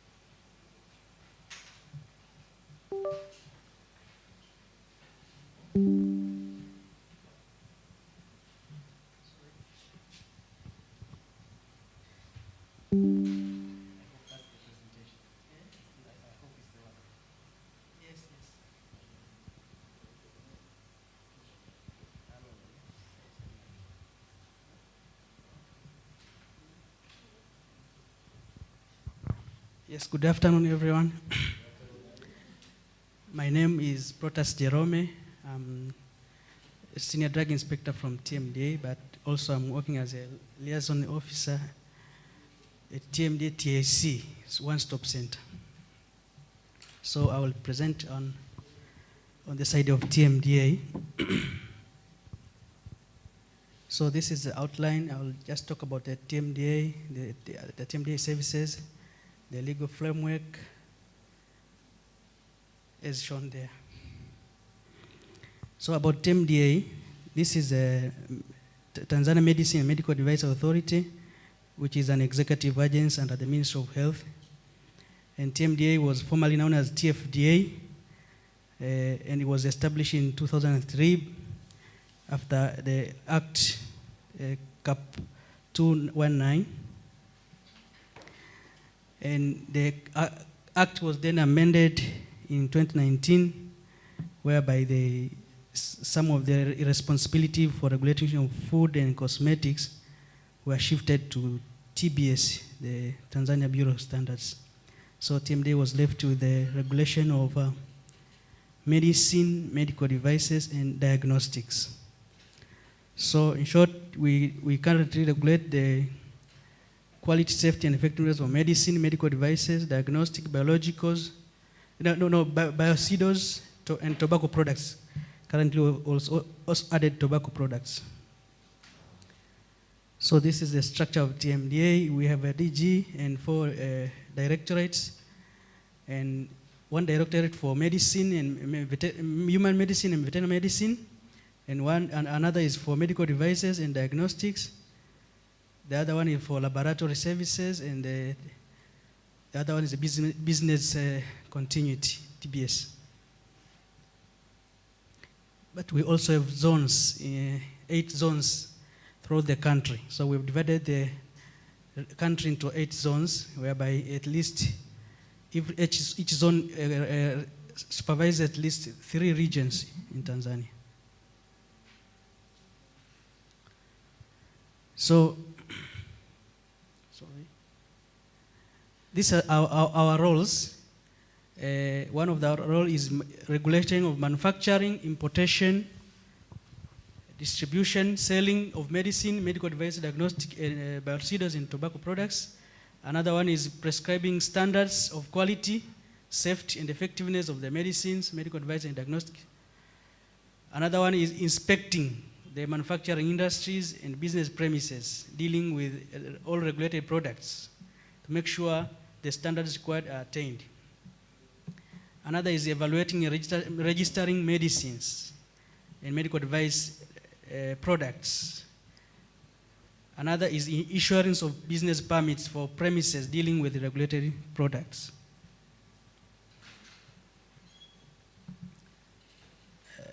So also others conducting laboratory analysis for regulated products to ascertain their quality and specification. Another is also conducting what we call pharmacovigilance of medical products, the issues of side effects and adverse effects. Another is promoting of rational use of medicine, medical devices, and diagnostic and biocides through public education.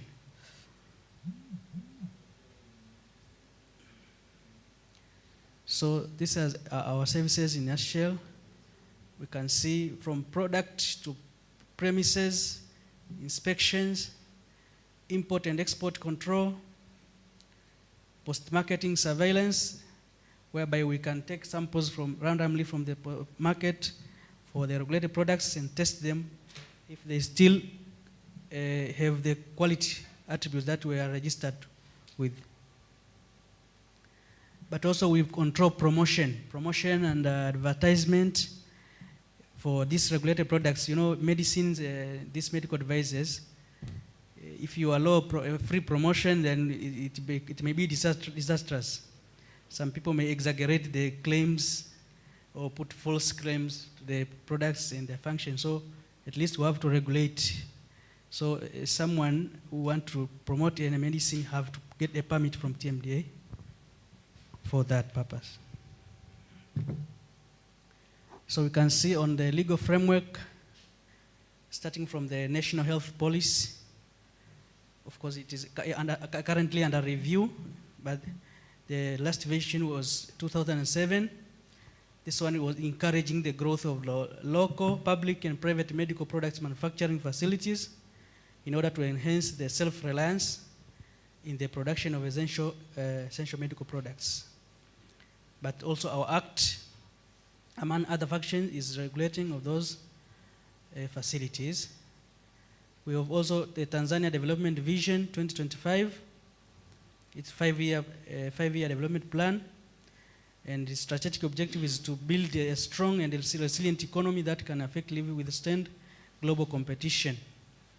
A diversified economy with a substantial industrial area.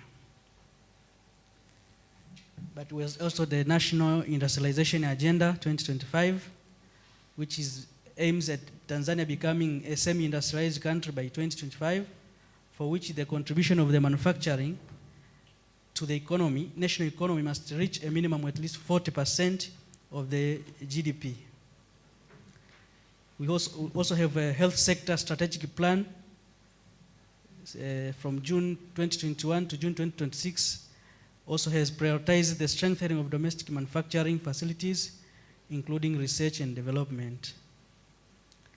We also have a TMJ strategic plan 2021 to 2026, and the action plan, TMD action plan to promote domestic products manufacturing from 2022 to 2027, sorry, it was 2027. TMDA, the legal framework of TMDA consists of the Act, and then we have regulations for specific regulation, for example, for registration of products, for GMP inspection. GMP is good manufacturing practices. And then we have the premises licensing, for example, for those the distribution premises. And then we have regulation for control of promotion. So each area or service that we provide, we have regulations for that. And below regulation, we also have those guidelines and SOPs, standard operating procedures. So TMDA, we have done a number of milestones. One of them is to develop what you call the regulatory management information system, which it's I think it's like a digital innovation, because this system provides the customers with access to all our services online. So the customers can apply for example, for registration of products online, registration of premises, every service that we provide, then a customer can apply through the online portal. And this one has helped us to reduce or shorten the service delivery timelines. So currently, for example, if you want to import, when you request for an import permit for a registered product, within 24 hours, you get the permit. Okay. And it has also reduced the bureaucracy in service delivery. It simplifies some of the steps that were be followed. But TMDA has also attained a level 3, maturity level 3 by WHO. WHO has a benchmarking function. It's benchmarking the regulatory practices of all countries and then see that where they are. So level 3 is the second from the top. The highest is level 4. So we are in level 3. Okay?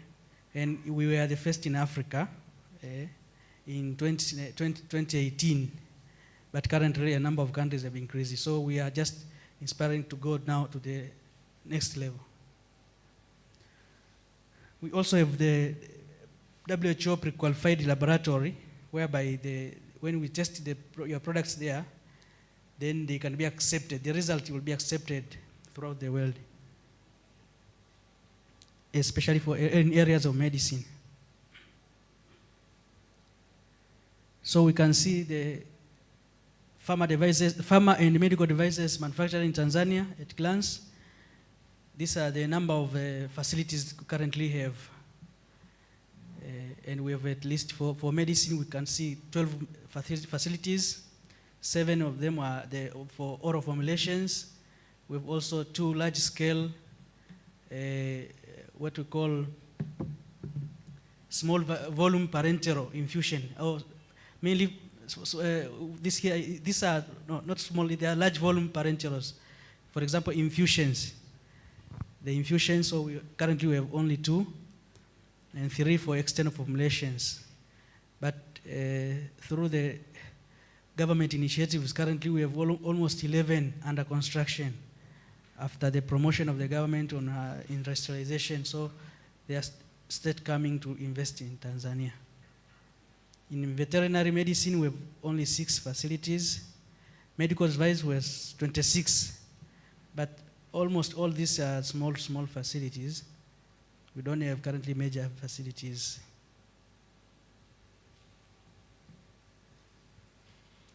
So we can see now procedure on how to establish a manufacturing facility in Tanzania.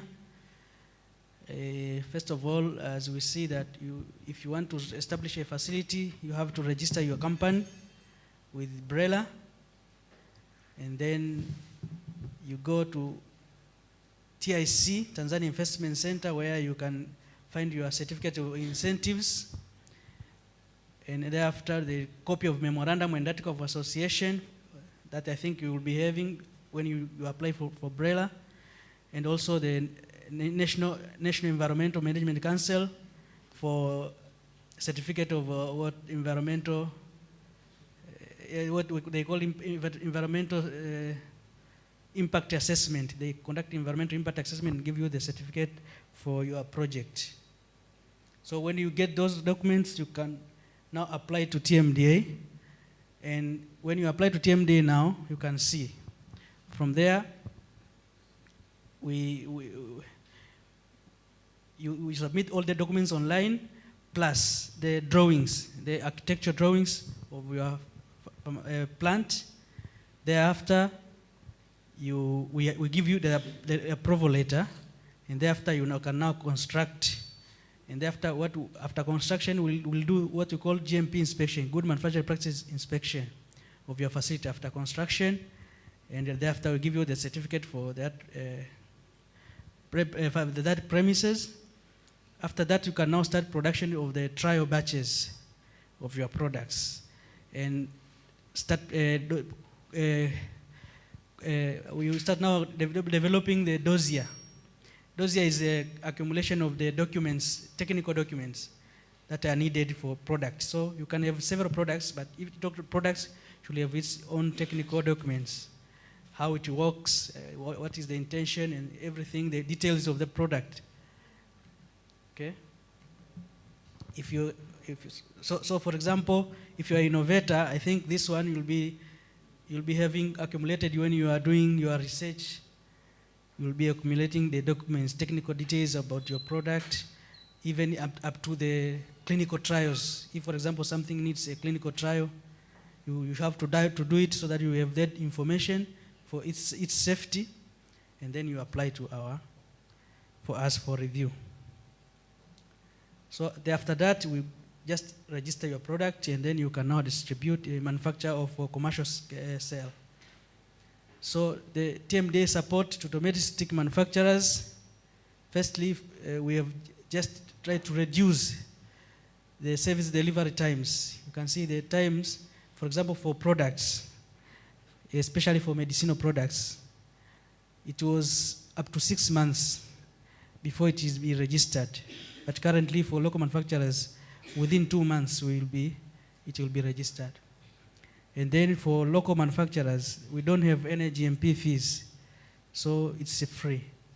We just inspect for free. But also for importation of raw materials and packaging materials, we don't have any charges on that. Reduced product registration fees. For example, if you want to register product, if you import it, almost up to $2,000. But if it's from the manufactured in the country, it's almost 1 million, which is almost 25% of that fee. So we've reduced. Facility staff training, we also do trainings to local manufacturers. For your technical personnel can be trained by TMDA for technical issues, but also we have the regular stakeholder meetings and some technical support. Also, our inspection is just like supervisory inspection, just to give you the how you have to be, how to do, from one step to another. So we facilitate you to develop to the next step. We can see, for example, incentives. For example, if you are registered with TIC, Tanzania Investment Center, these are some of the incentives that you will get as a local manufacturer.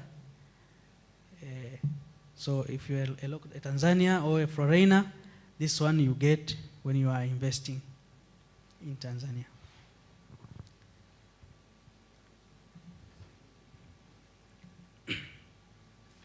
Sorry. Opportunities. On the end. Opportunities, for example, you can see we have a lot of opportunities, in the health sector. So the researchers or entrepreneurs who want to invest,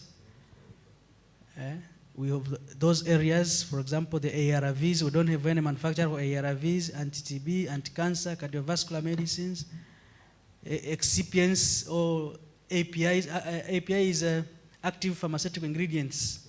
So excipients, we don't have any manufacturer, so someone can invest in that. Also the equipments, the manufacturing and laboratory equipments, We don't have any manufacturing site here. But also provisional consultants. Most of the local company need consultant services on area of medical. So you can start your consultant firm then.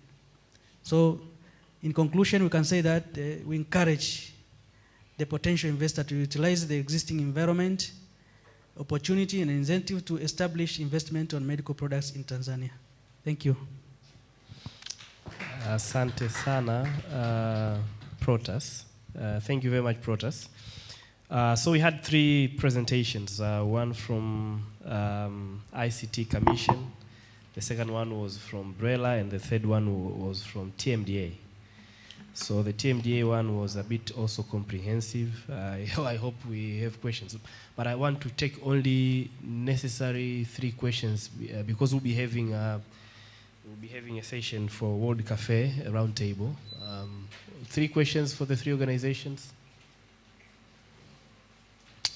Okay, so Karibu.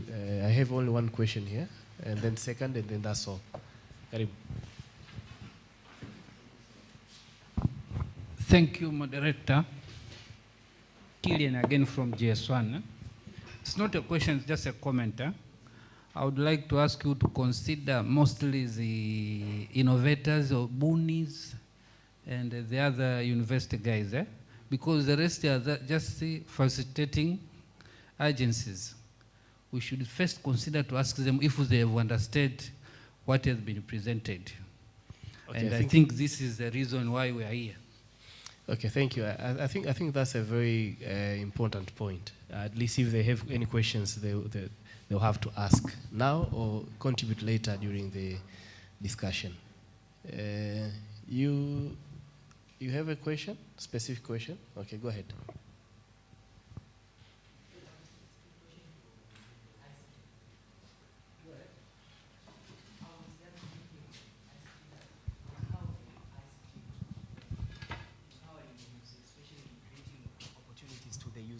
Yeah, you can help me so that I can know that on how the ICT empowering the youth, especially in creating employment opportunities to the youth.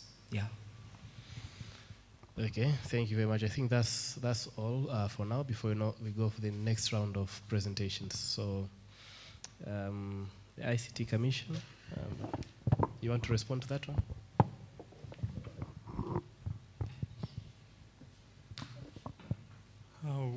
How is ICT Commission empowering youth to create employment opportunities? That's a tough question, but we maybe define employment opportunity. We are trying to empower for them to create job opportunities so that either you employ yourself or you employ others. So let's talk about creating job opportunities. So in terms of empowerment, in terms like what I've presented is, you know, in the digital innovation journey, you meet some challenges. So we try to help you to address those challenges, especially those which are responsible to governance issues, licenses, regulatory issues. That's why I presented, like, we have tried to address those regulatory issues which have been discouraging innovation. They are discouraging innovations to go and get into the commercial market. You know, you innovate something, you innovate a solution, you go to the regulator tells you, no, this is not in our laws and regulation, you have to wait to do something else. That's the issues we're trying to address. But also, we're trying to, in terms of empowering, when I say we are trying to build, to prepare a digital innovation hub in various regions, some digital innovation at the startup stage, they don't have enough financial capital to have offices, maybe something like that. So what empowerment we are trying to provide is maybe we even allocate you some offices in some public buildings so that at least you have an address.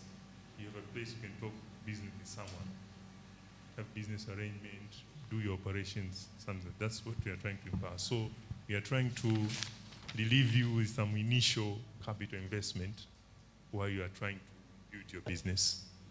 So that's mainly I can talk in those areas. Thank you. Okay, thank you very much. You have a question? Okay, go ahead.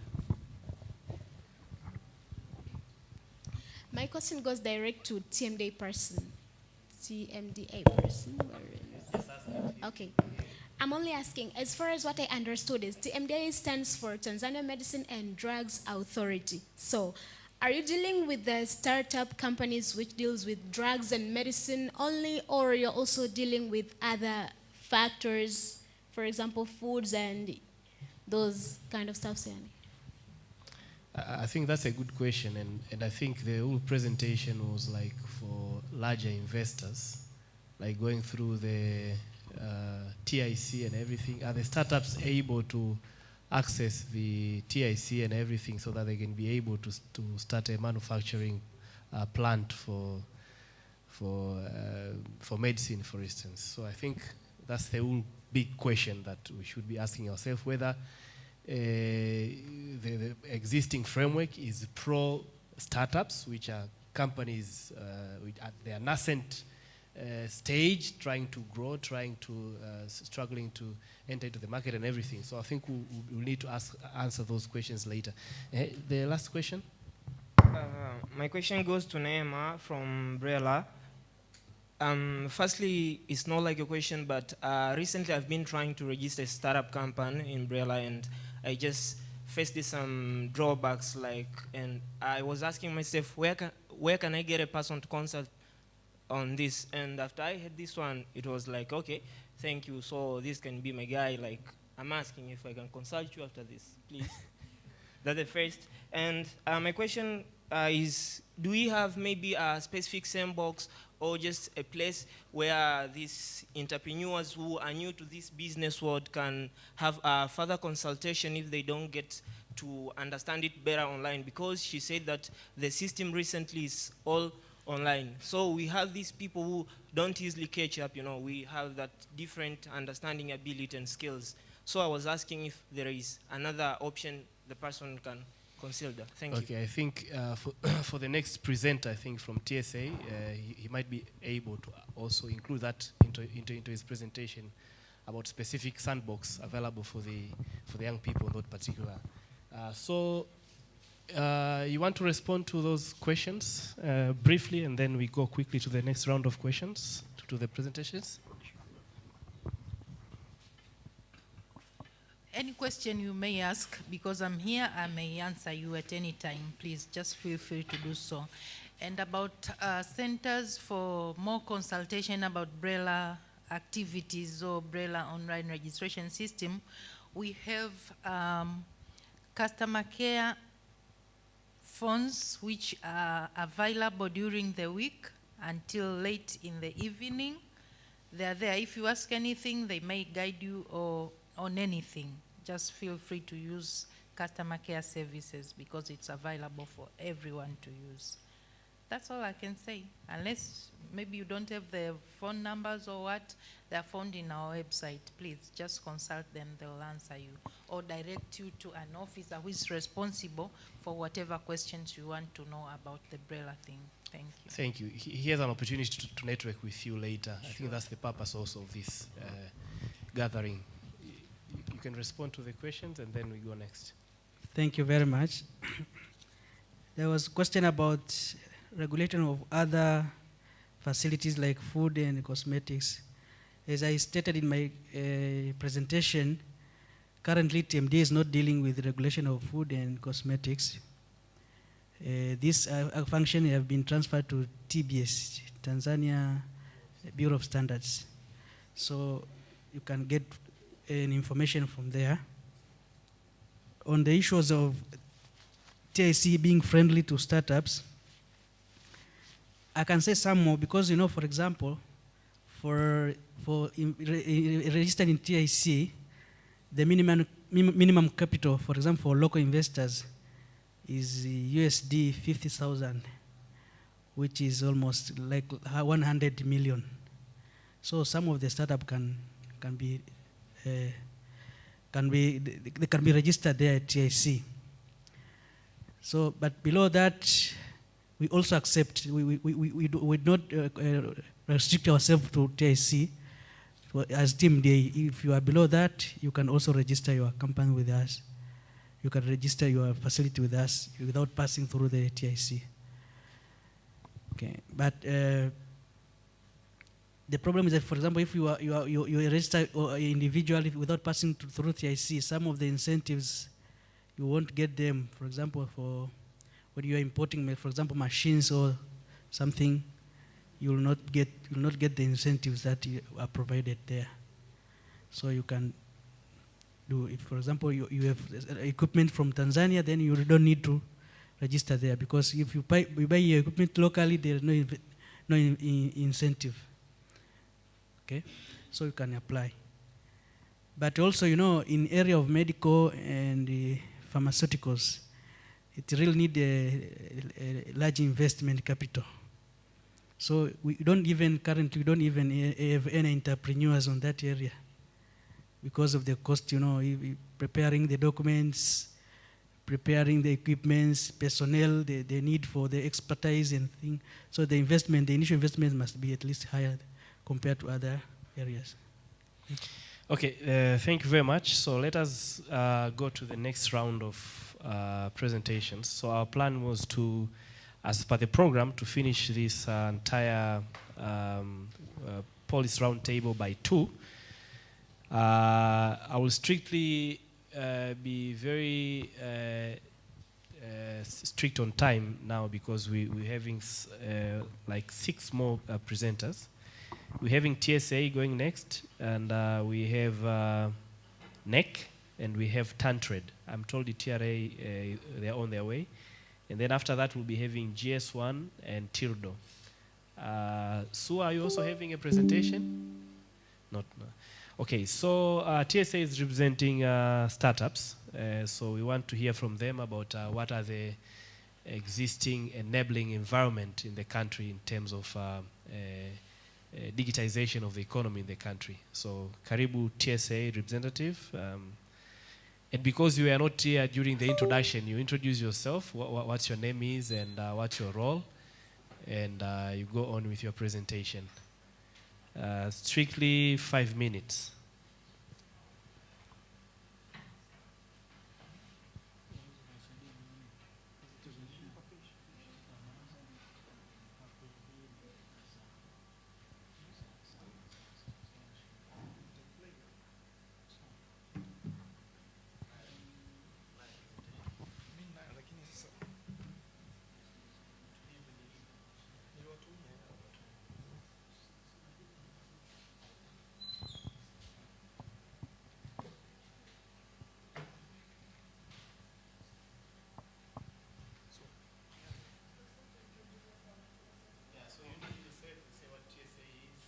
Okay. So I shared my presentation, but they are sorting it out. But very brief. TSA stands for Tanzania Startup Association.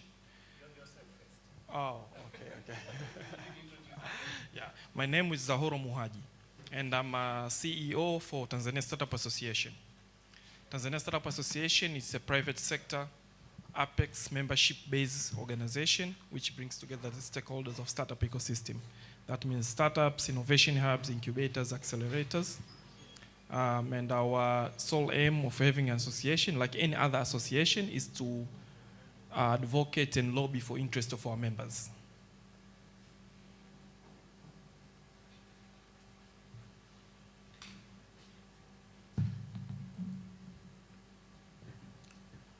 So maybe I can proceed while they're sorting. Yeah.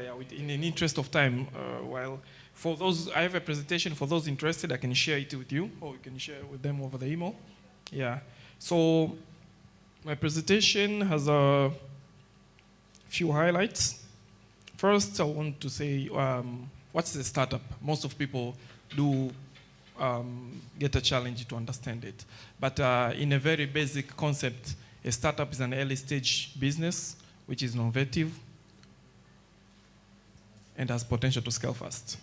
And the overview of startup ecosystem in Tanzania, currently, per the most recent report, which was done by TSA, Tanzania has more than 673 known startups.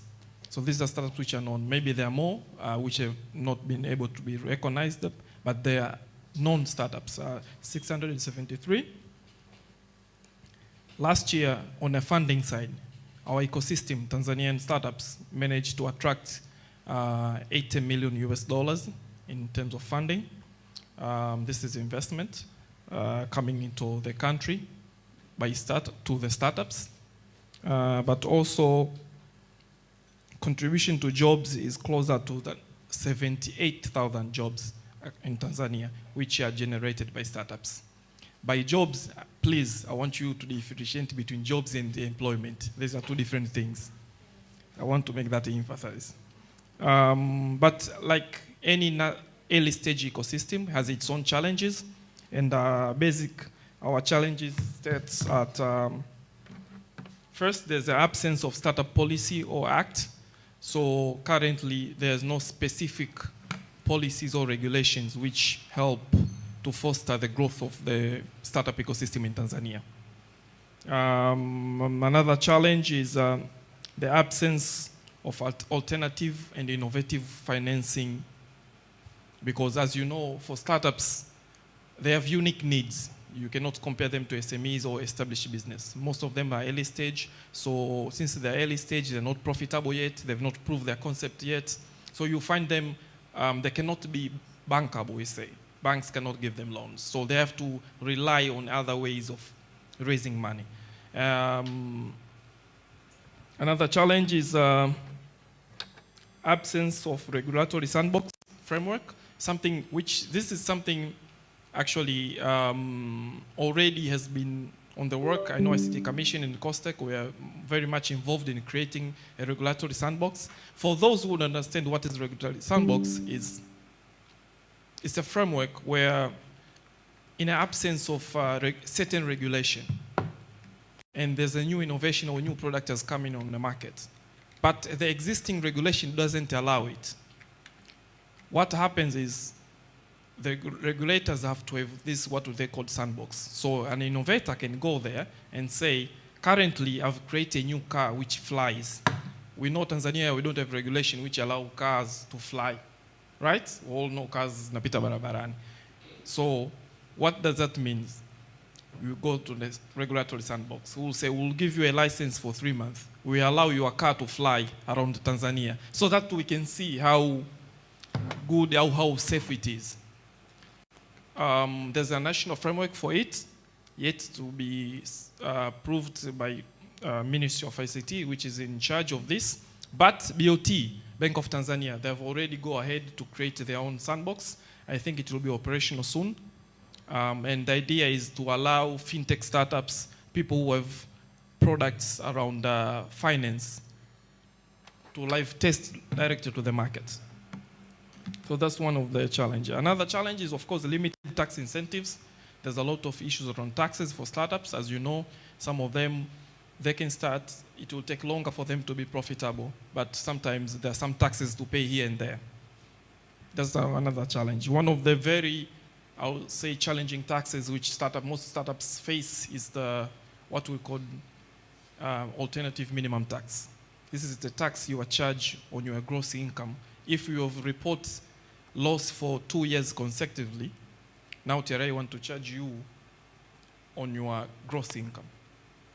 So those are some of the challenges, but although, of course, there are other challenges around things like capital gain tax, because most investors who come to invest in startups are venture funds and angel investors who expect at some point to exit. They invest, the company grows, they sell their shares, they move to another company. So when you sell your shares, you all know that means you are liable to pay capital gain tax. And the rate in Tanzania is much higher expensive. Here in Tanzania is 20%, while our neighboring Kenya is 10%, Rwanda is 7%, Mauritius is 0%. So for any sensible investor, the first question you ask you, why should I come to Tanzania if I can pay more taxes while I can pay less in Kenya or Rwanda? So those are some of the challenges. Way forward. Some of the way forwards which have been proposed by the ecosystem is, of course, to establish the Startup Policy and Act, establishing sector-specific regulatory sandboxes. As I've said earlier, BOT are already implementing this, implementing targeted tax reforms, things like capital gain tax, which I've just mentioned, minimum tax there, and of course, establishing a national venture capital trust fund. So why are these recommended solutions? First, of course, by having policy and acts, that means we'll take all the challenges which currently exist in our other policies, laws, and regulation, and put it in one document which will foster the growth of startups. But this also has been seen to work in other African markets. Currently, as we speak, Nigeria have their own Startup Act, Tunisia, Senegal, DRC, I personally was there to see the launch. But Kenya, Rwanda, Ghana, and South Africa, and other African countries are currently on a process of establishing their startup policies and acts. So this has seen one of the very good way to actually address the environment, business environment regarding issues around policies, laws, and regulations. Another is, of course, introducing regulatory sandboxes. As I've said, this is currently ongoing. BOT have started among the first regulator to have one. We hope other regulators here like BRELA, TMDA, and etc. to follow suit. The third one is implementing taxes, I've already said. The last one is establishing a national venture capital trust fund. Why? As we all know, government has empowerment funds, but somehow the way they are designed don't impact startups. So and for most startups do get their money from venture funds. So we've been requesting government to also, in all the 40 plus empowerment funds, to just dedicate just one of the empowerment funds exclusively for startups. We hope it will catalyze more investment into the sector.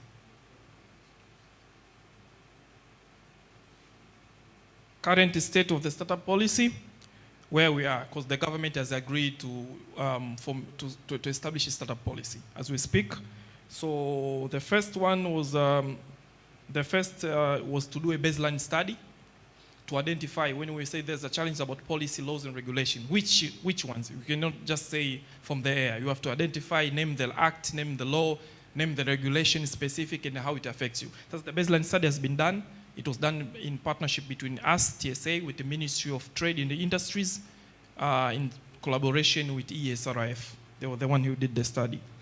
Then it was followed by signing of MOU between us, TSA, and the Ministry of ICT, because they are the host ministry for the startup policy, that has already been done.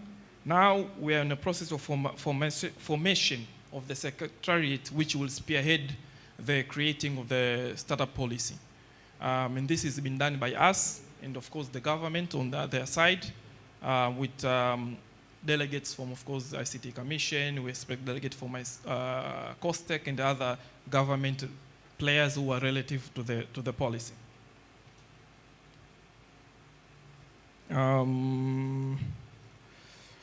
Another thing is, of course, after that, Secretariat, we're going to draft the roadmap for the startup policy, and I must say this will be a public process. Everyone in the country will get a chance to participate, to give their opinion, to see the draft before it passed, etc. So it will be participatory. It won't be some few people just drafting the policy by themselves. So don't worry about participation. When time comes, it will be open for everyone to participate. What are the expectations from the policy? One of the expectations, of course, is to clearly defining startups. What's startup in Tanzanian context? Because we've seen in every other country tend to have their own definition of startup. But it's the same even for SME. What is SME in Tanzania is not SME in Japan. What is SME in South Korea? I was in South Korea, and the SME there is a company with annual revenue of $100 million US. If you bring that to Tanzania, that's a very huge company. So every country tends to have their own definition, and we expect the policy will fit that gap. And of course, to address tax and the fiscal incentives, to have a startup investment fund, a startup engagement portal, participation of startup in regulatory sandboxes, training, capacity building, promote internalization, protection of things like intellectual properties, incentives for accelerators and incubators. Those are things which we expect from having a startup policy in the country. I must say I end there. Thank you. Thank you very much, Zahor, for being brief on your presentation, very straightforward. I like the part of your way forward in terms of recommendations. As you know, when we go to the last session on World Cafe style, on what can be done, we already have your inputs on that area, so thank you very much. So let me invite NEC, and then after NEC, we'll be having Tantred, then GS1, and then Tirdo. I'm told the Tirdo is also, yeah. Okay.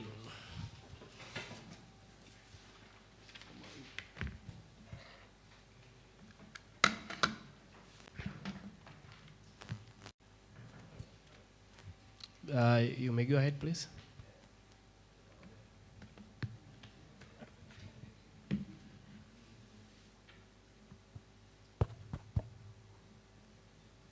Maybe to react on just an advice to TSA because I've been involved in formulating policy from scratch to the past. I advise that you take care of the things that are in the existing frameworks, acts, and policies that are already being taken into consideration. The Cabinet Secretary may not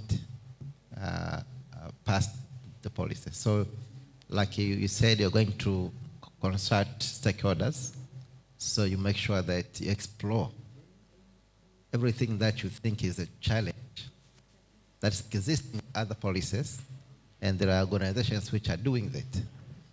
Because a policy is a national direction. If it's a normal problem, they will not accept. For instance, the issue of a special startup fund.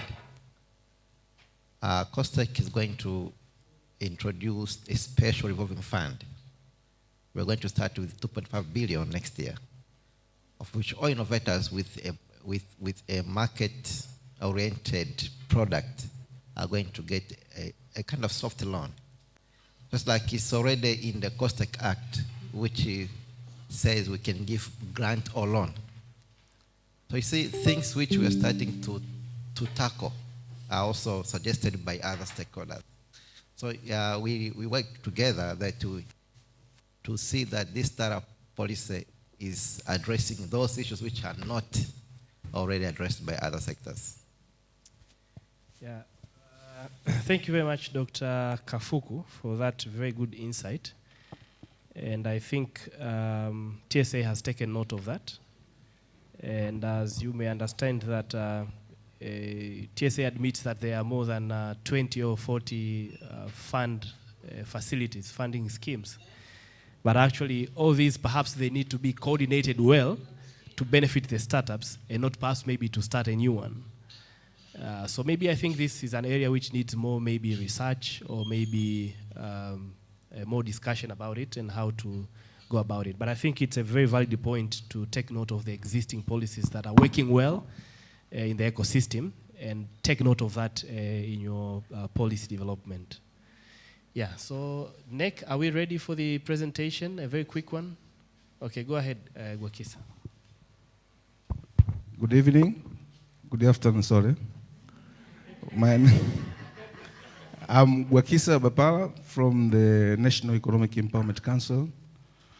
I'm working there as a manager responsible for planning and research. And I'm going to take you through, as it has been pointed out in the terms of reference which was sent to me or to the institution through the invitation letter, that we were required to point out existing policies that can accommodate issues like entrepreneurship, startups, innovation space, and the business hub. I will take you through about NEC.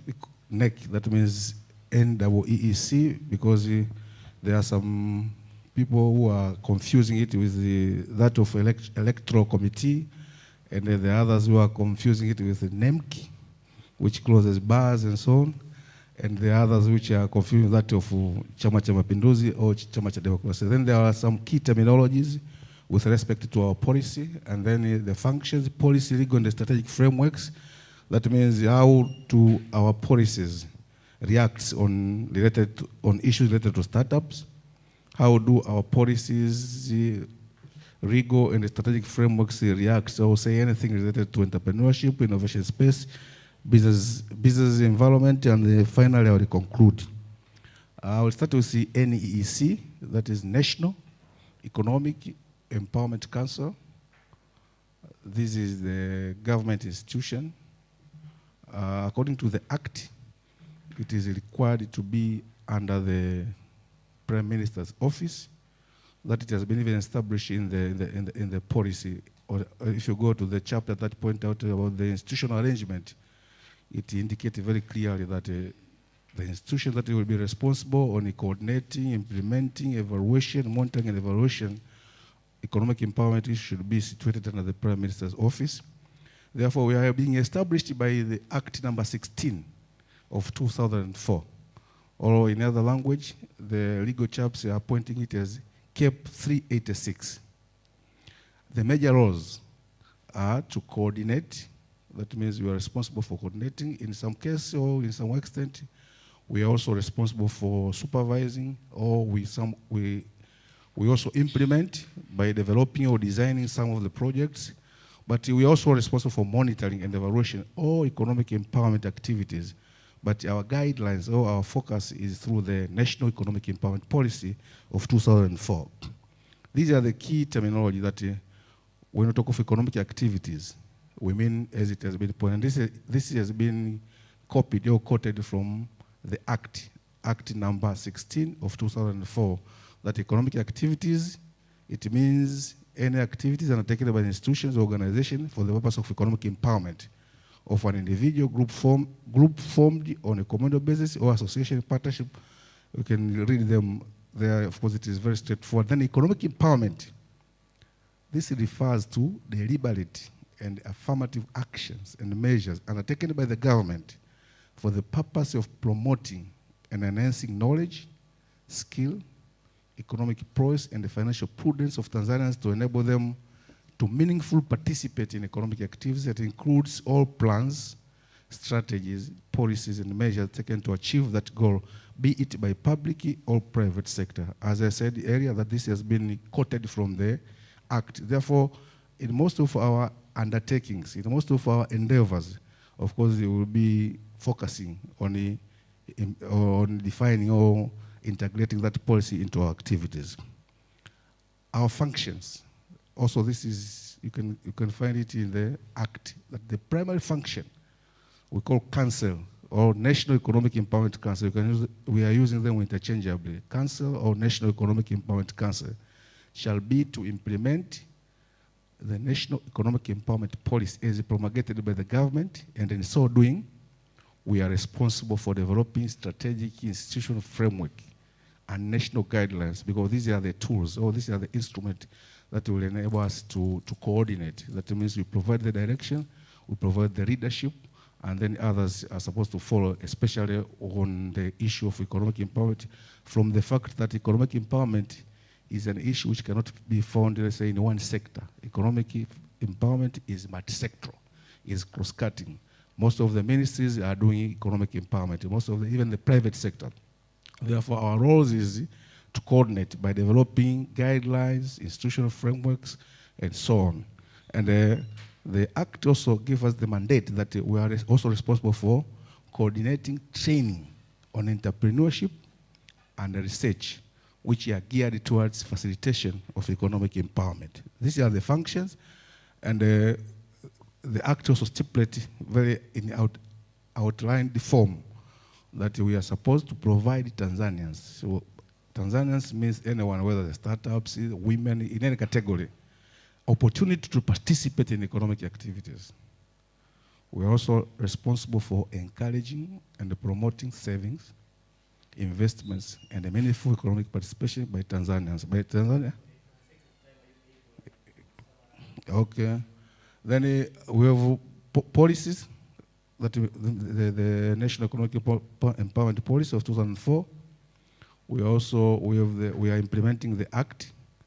We have developed the National Multi-Sector Economic Empowerment Frameworks, of which issues of startups, you can see them. Those are the frameworks and policies which we have developed because, as I pointed out in the Act, it has given us mandate. We have developed the National Entrepreneurship Training Framework. We have developed, in collaboration with UNCTAD, Inclusive National Entrepreneurship Strategy, and all that. Those are the documents. Now, the issue of startups, how the issue of startups have been reflected in our policies on our Act. As I said earlier, that I was responding to the TOR, that the National Economic Empowerment Policy of 2004 recognized that starting a business for Tanzania is a bit difficult because they are unable to borrow capital, as it was pointed out by the chaps from the TSA. They are unable to borrow capital from banks and the financial institutions due to the fact that they are not credit worth, they lack knowledge and experience in preparing bank projects, as well as lack of collateral and equity. That is what our policy recognizes. But there's no clear statements to address this problem. Therefore, NEC intervention, apart from the fact that there's no policies, but we did some interventions along that startup. For example, we were involved in developing programs such as Community Microfinance Group, and we have the guarantee scheme. We have the funds called Mwananchi Empowerment Funds, which is a guarantee scheme whereby all startups with no collaterals, we collaborate with the banks by developing guarantee framework agreements so that at least the startups can access funds by giving them guarantee, but through the banks like CRDB, TIB, and so on. We've also developed a Young Graduate Entrepreneurship Clinic from 2013, I think, in a collaboration with the various partners. For example, in 2013, we collaborated with the Cambridge Development Initiative of the UK in a collaboration with the University of Dar es Salaam Business Development in UDBS. And then other partners we collaborated on developing that particular program was the UN Women, the UNDP, the Loyal Netherlands Embassy, to make sure that at least those graduates with the maximum of 3 years after graduation, they are accessing the capital, the seed capital to develop the business, but it depends on the quality of the business idea which they've developed. We have other programs around the startups called Ajira Yangu. We did this in collaboration with ILO, and then Kijana Jiajiri. We did this in collaboration with the YBI, Youth Business International, in about 5 regions, Mtwara, Lindi, Morogoro, and Tanga, and Iringa. And then we have Tujiajiri programs. We collaborated with the KCB and the GIZ. These are the programs which we are focusing on startups. But as I pointed earlier, that there is no clear policy statement in our policy that address the problems of collateral and so on. But we did it just because we're saying startup is among Tanzania, because our policy and act gave us mandate that we are responsible for all Tanzanians. Then entrepreneurship, the issue of entrepreneurship is found on, if you go through our policy of 2004, we found that there is a policy number 4, which pointed out about that we are required to raise skills. Therefore, the policy recognizes that there is a low level of skills, education, and lack of resources, which limit the effective participation of men Tanzania in economic activity. That is what our policy, we call our policy, that is National Economic Empowerment Policy of 2004. And it goes on by saying, a low level of education is among the reasons why some Tanzanians continue to embrace inhibitive customs and traditions that are inimical to development. Furthermore, the current education system is not conducive to entrepreneurship development. But this is not the current situation. This was the situation when the policy was developed. That is 2004. That's why we are trying to get an initiative of reviewing the policy so that the issue can reflect the current reality situation. Then the policy statement on the raising skills, which is related to entrepreneurship, we say that the government will revisit the education system with the objective of enhancing a scientific outlook to overcome an inhibitive culture and traditions and to Tanzania who are self-confident, innovative. Okay. On business environment, on business support, the first pillar of the policy highlight very clearly on what are the issues which we need to give attention so that the business can flourish and the people can participate and enhance economic empowerment. Then the strategies have been pointed out in the policy that we are required to orient sectoral policy toward enabling Tanzania to participate effectively in the economy. Then the conclusion. Policy review, as I mentioned, that the issue of startup, it was mentioned clearly that there is a problem, and the startups are facing many challenges in the sense that they are unable to participate actively in economic activities. Therefore, it ends there. Therefore, the policy needs to put some directive, as we used to see to the policy, that most of the policy give policy statements that will address those challenges which have been identified either through the evaluation or through situation analysis. Therefore, that is lacking. Therefore, we say the policy review is very critical to specifically accommodate the new and emerging issues brought about by advancement of technology and innovation on entrepreneurship, innovation space, creating favorable business environment, and a clear support to startups, which is, I've mentioned that there's no clear support, but we are implementing it just by the PR and not by the guidance as they are supposed to be provided within the policy. Thank you for your attention. Thank you very much, Gwakisa. I will not speak much about your presentation, but I've been so much lenient in terms of allowing you to present and everything, hoping that at the end of your presentation we have recommendations which we can take them during the next session. So let me invite Tantred, and after Tantred then we have GS1 and then Tirdo. So maybe with the next presenters, maybe we can be brief in terms of what are the issues on digitization of the economy and the innovation ecosystem, and what are the recommendations, so we can be straightforward and then we keep time and use effectively the 5 minutes. We have like 15 minutes for the next 3 presenters. Karibu, Tantred.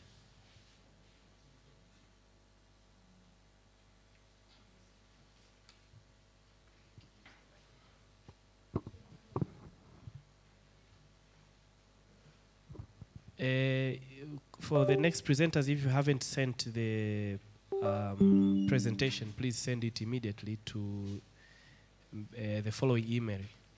Mary Nani? Mary, can you Mary? Eh?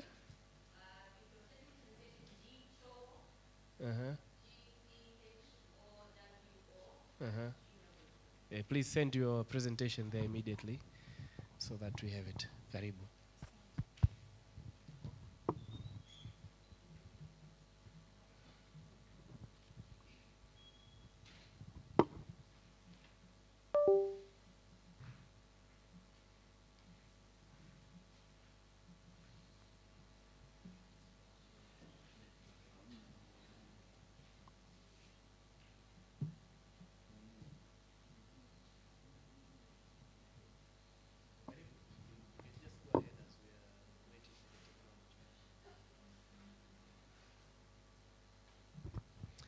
Those who are participating from online, if you're having any question, you can ask that question, and then we can read it for you, and then the presenters can respond to that question. As we're waiting for the technology to come back, is there any concerns or any question from the previous presenters in the room, especially from the young people? You understood well what NEC is, and TSA presentation in terms of recommendations on the way forward. You have any questions you want to raise? Okay. Okay, you want to ask something? Go ahead. Karibu.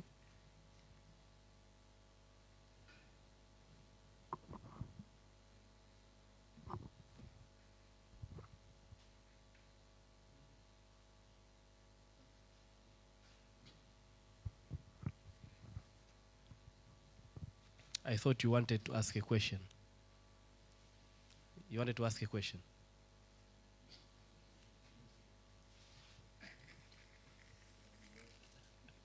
Okay, thank you. Karibu Tantred. Okay, thank you very much. My name is Amina Salum. My profession is ICT. I'm a manager of ICT in Tantred. My presentation focus for promoting and enabling innovation space policy roundtable. And there is a contents here which show introduction, Tantred mission, vision, core value, existing policy, digital transformation initiatives, existing policy gap, and the recommendation. Here is introduction, which is stated Tantred is in one among the institutions under the Ministry of Industries and Trade. Tantred was established to the Act number 4, 2009, and it recommended the 3rd September 2010. This is Tantred is a statutory organs vested with the regulatory, executive, advisory, and consultation power to developing and promoting both internal and external trade in Tanzania by providing market information, capacity building on product development, SMEs development, and also branding of product and services. Here is a mission, vision, and core value. As you know, Tantred based in business or promoting business, internal and external. So this mission is explained here for the connecting them business partners around the world. And the vision is a focal point of central position to facilitate and promoting business, supporting trade for economical excellence. And also there is a core value, professional integration, innovation, teamwork, and spirit, customer focus, and cooperative social responsibility. Here is our existing policy, which is promoting the development of digitization for business. Tanzania Trade Development Authority Act number 29, and there is a small and medium enterprise development policy from 2003. Also, there is a policy of national trade policy and competitive economic and export, which lead to growth in 2003. Sustainability industrial development policy, 1996 to 2020. Also, there is a policy of national investment promotion policy, 1996. Policy of enterprises wide risk management policy and framework, 2011. Agriculture marketing policy, 2028. And there is a blueprinting of regulatory reform to improve the business development up to 2018. And now there is a digital transformation initiative. Now Tantred has a lot of initiative in order to focus on a digital transformation in Tanzania. The following are the digital services that Tantred provided to leverage locally and international trade. There is a trade info system which provides the export and import procedure for all business stakeholders outside and inside Tanzania. Also, there is a system which called the Tantred Business App, which focus on collecting information, analyzing, and disseminating information from the market for agriculture, industries, mining, and business. But now we are starting to disseminate information and collecting from agriculture sector. But the industries, mining, and business, it will develop to the phase 2. And now this system, it is already live on the Play Store. If you type Tantred Business App, it comes. It is live, and already stored in e-government. That is e-government. So this is a big improvement of Tanzania to have this initiative for the digital transformation. And also we have a space allocation management system. This is also initiative for promoting digital transformation. Now, if you want to book space online and virtual exhibition for internal trade, we'll start at this exhibition. So that is a big improvement. And also you can enter from www.tradefair@tantrade.do.tz.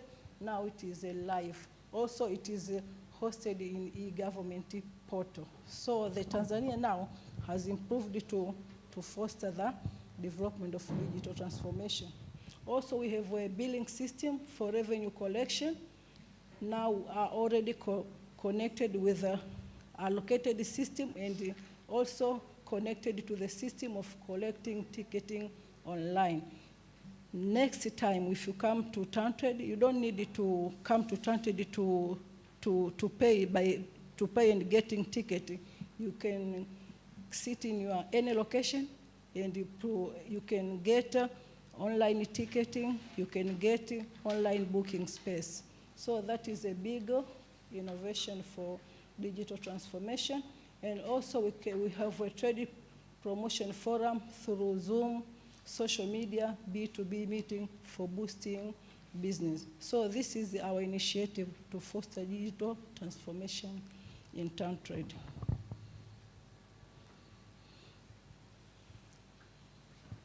There is a gap in our policy, which I mentioned above. There's a few import and export procedure. Tantrade, they have a few procedure for doing any business in this organization. So here is a gap. So we need also to improve our policies in order to make Tanzania to have one integrated system which can connect all government institutions for getting all procedure of each institution. So that is a gap, that's why it's there.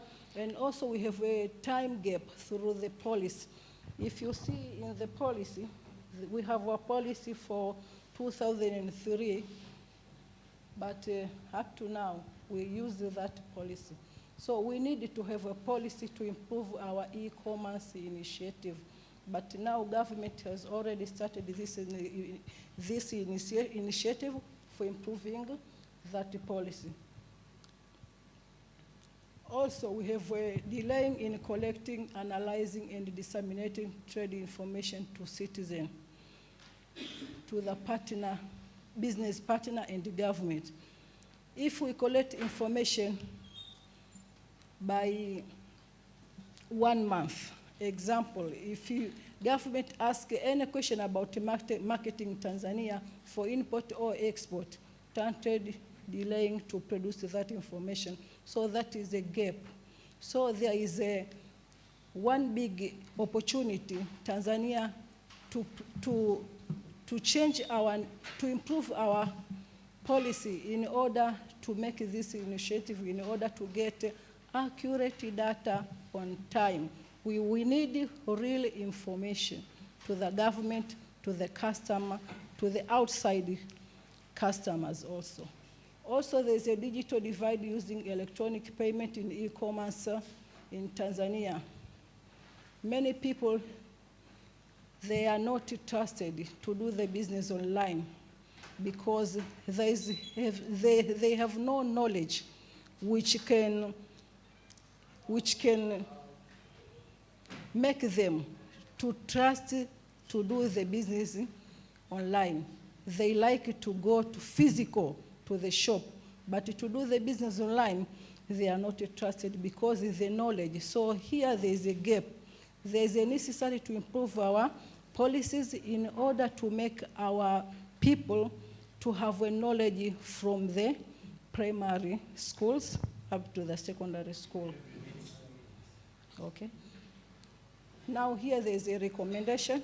So the recommendation of Tanzania is like many other countries globally that can face many gaps that hinder development of digital transformation. In order to have a strong digital economic significant the development needed to improve our policies, laws, citizen culture, to trust the digital transformation. Also, each sector needed to review their policy, laws, regulation, to their product and service in order to integrate all government institutions for easy information, reduce operation and ICT infrastructure costs. Thank you for listening.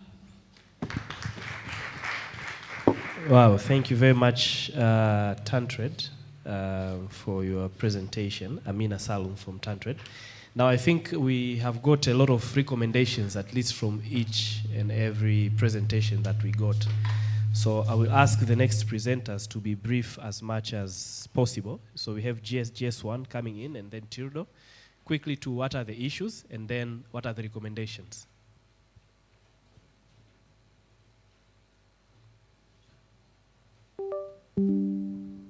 I know we all have very nice presentations, but we can stick to the issues and then the recommendations.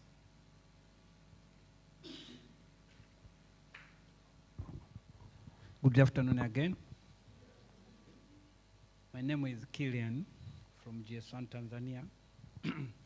GS1 is a private entity which was established by the government in order to provide GS1 standard, the barcode and the traceability system to the industry, to the manufacturer of the product, so that their product should sell them to the market. What they're saying, without barcode, you cannot bring your product to the market. So, the UHD, yes, HDMI. Yeah.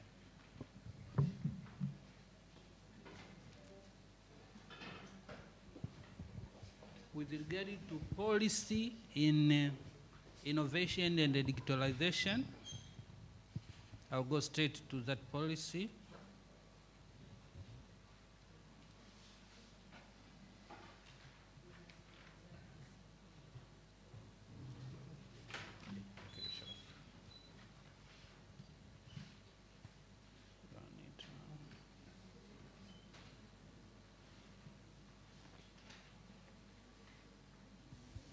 Working with the authority and the industry to leverage the power of digitalization. And at GS1, we believe innovation is the only real edge against crisis and disruption. Innovators, TSA, I'm speaking to you. GS1 is an opportunity. Take GS1 as an opportunity. We are not regulatory. We invite you to work with us so that you can digitize the business operation of the industry behind us.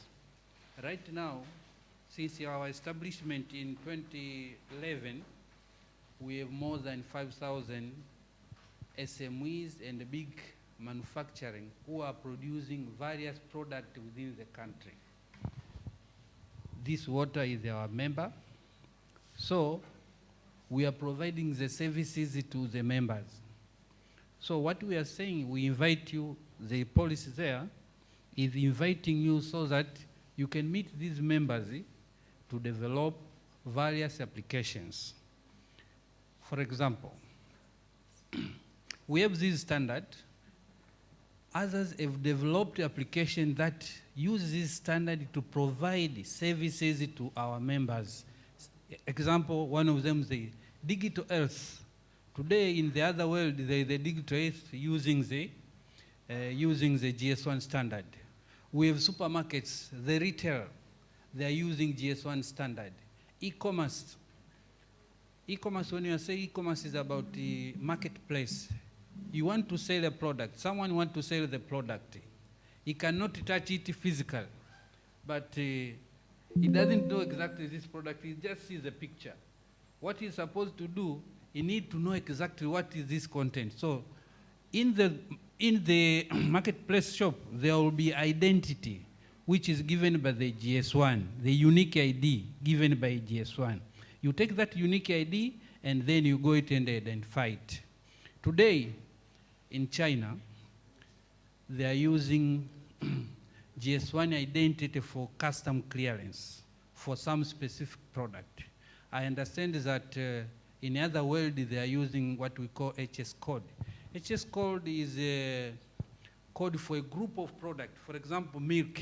You can say milk. There are a lot of products of milk. For example, this milk for the kids. They are coming with the lactogen, different. I know mamas know it.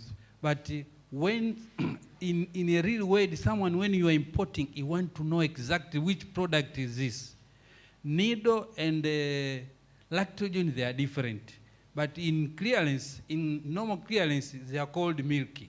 So by using GS1 codes, GS1 standards, customs, they can now identify exactly what is this item I'm dealing with. GS1 solutions, GS1 barcode or standard, they're being used in traceability, tracking the product from one end to another end. Again, you developers, you can develop an application, for example, to allow a customer to sell his product online. Like you see nowadays, you can see a car from store, they are going through different shops to sell their product. But behind the owner or the manufacturer doesn't know how much has been sold there. But using the system, by developing a system, it can help the buyers and the supplier to know exactly how much the manufacturer, how much has been supplied to the customer. So by using GS1 standard, we can utilize, you can use the product to develop various applications for the industry. There are a lot, but I cannot go straight to this. But you can see traceability system, EDI, data exchange, e-commerce, digital health, digital custom, tax stamp. Right now in the tax stamp, you know there is tax stamp in every drink or every product from the manufacturer, but inside of it they are putting like HTTP site for the TRA. But if you apply the GS1 code, means the identity of this product. If you scan someone, a consumer scan, can clearly see what is this. And even the TRA now can see exactly, they can count using that tax stamp. So what we are saying, these open standards, they are ready for you innovators to develop various systems so that the business can be digitalized now, and users, they can be simplified, the activity can be simplified. Another activity which we are providing platform, we call GS1 Tanzania Solution Partnership Program. We are registering various innovators in our platform, in our website, in our company, so that these innovators, they can work with the member behind us. As I said, we have more than 5,000 members. So it's a privilege to someone who is registered. We advertise him that Buni is developing these things. Buni is providing these things.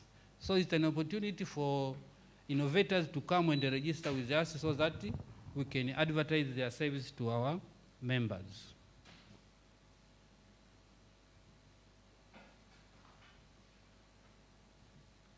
We are moving again to 2D. Right now, the barcode we are giving is line ID, linear, means a line one. This one doesn't contain much compared to QR code, which is 2D. In next 5 years, all supermarkets will use QR code instead of line barcode. So the innovators, they can go now, develop various systems so that they can reach this challenge before we are not using the system. We have another event platform. This event will be held on May. We invite the innovators and other solution providers so that they can come and meet our members. It's an opportunity, B2B services event, where you can sell Imagine you are coming there and you are meeting 100 exhibitors who are big and small, and they may need, it depends on how you talk to them. It's an opportunity for you to reach the customer. So these are the things that we, GS1, we do, and we promote, and we try to increase the availability of services to the innovators. Thank you. I think I want to thank you very much for being brief, GS1, in terms of presenting those opportunities for startups, in terms of barcode and all those tools. Now next, Tirdo, what are the issues and recommendations in terms of policies that enables startups to flourish? And then we can go to the conclusion.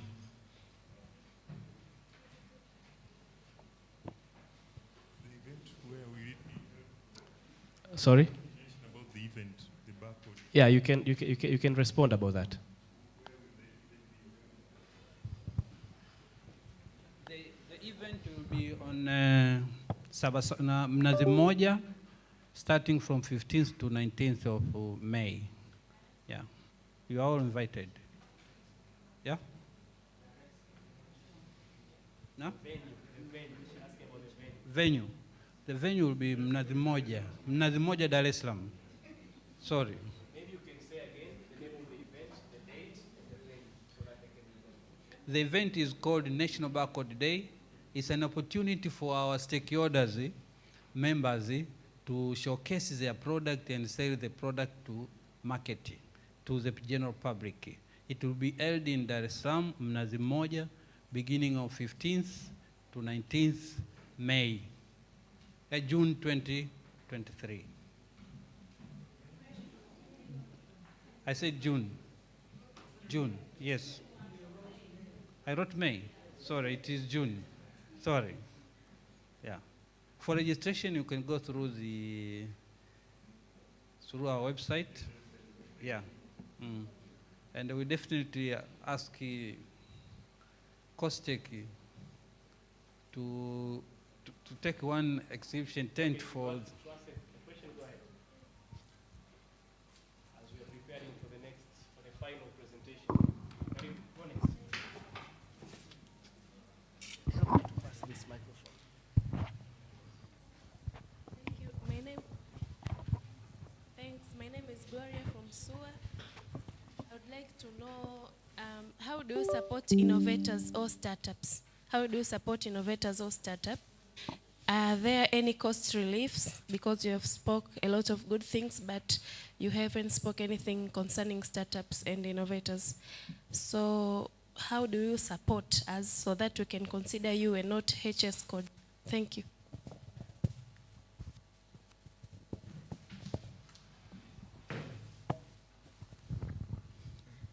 As I said, we are registering solution provider partners, including innovators. It is free for innovators. So they come and register through Costec, then we advertise them and then they're waiting for the customer. We are not limiting you so you cannot reach our customer directly, but we are providing you platform so that our members, they can come direct to, they know you direct from our website and our social media. Yeah. Are we ready? Okay. If we are not ready, if there's another question to the presenter.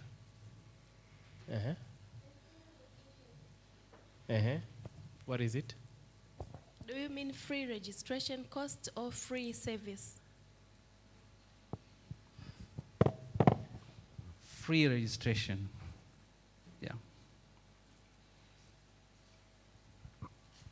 Okay, I think you have an opportunity to network with him a few minutes ago. Okay. Okay, so that's the question. Okay, so the question is, are the barcodes free of charge or you need to pay what amount? So that's the question. National Backward Day, a normal exhibitor is paying 250. An organization like Tantrade facilitating agencies. Okay, so it's not about the event, it's about the barcode. The barcode. How much are you charging for the barcode, and whether the startups can get that as a way of sandbox from your organization? Okay, the barcode, it depends on which product you are servicing, which product you are selling. It starts from 100,000 to 2,600,000, range between that way. Yeah. Did you understand? Are you happy with the answer? Or you want him to say it again? Okay, may you please say it again? For a barcode, to register a barcode, you need to be a member. Okay? So that you are producing something. A startup might be producing maybe water, or maybe producing medicine, or might be producing spices. We are charging 100,000 shillings up to 2,600,000, depending on what type of product. But for the startup, it is below 150,000. So.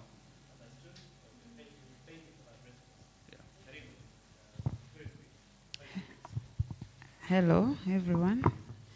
My name is Esther. I'm from Tildo. I'm actually a researcher, but I'm working with innovators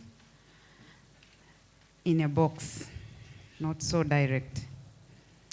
I'm from Tanzania Industrial Research and Development Organization, and I will be very specific to police gap on innovation space enabler, Tildo case.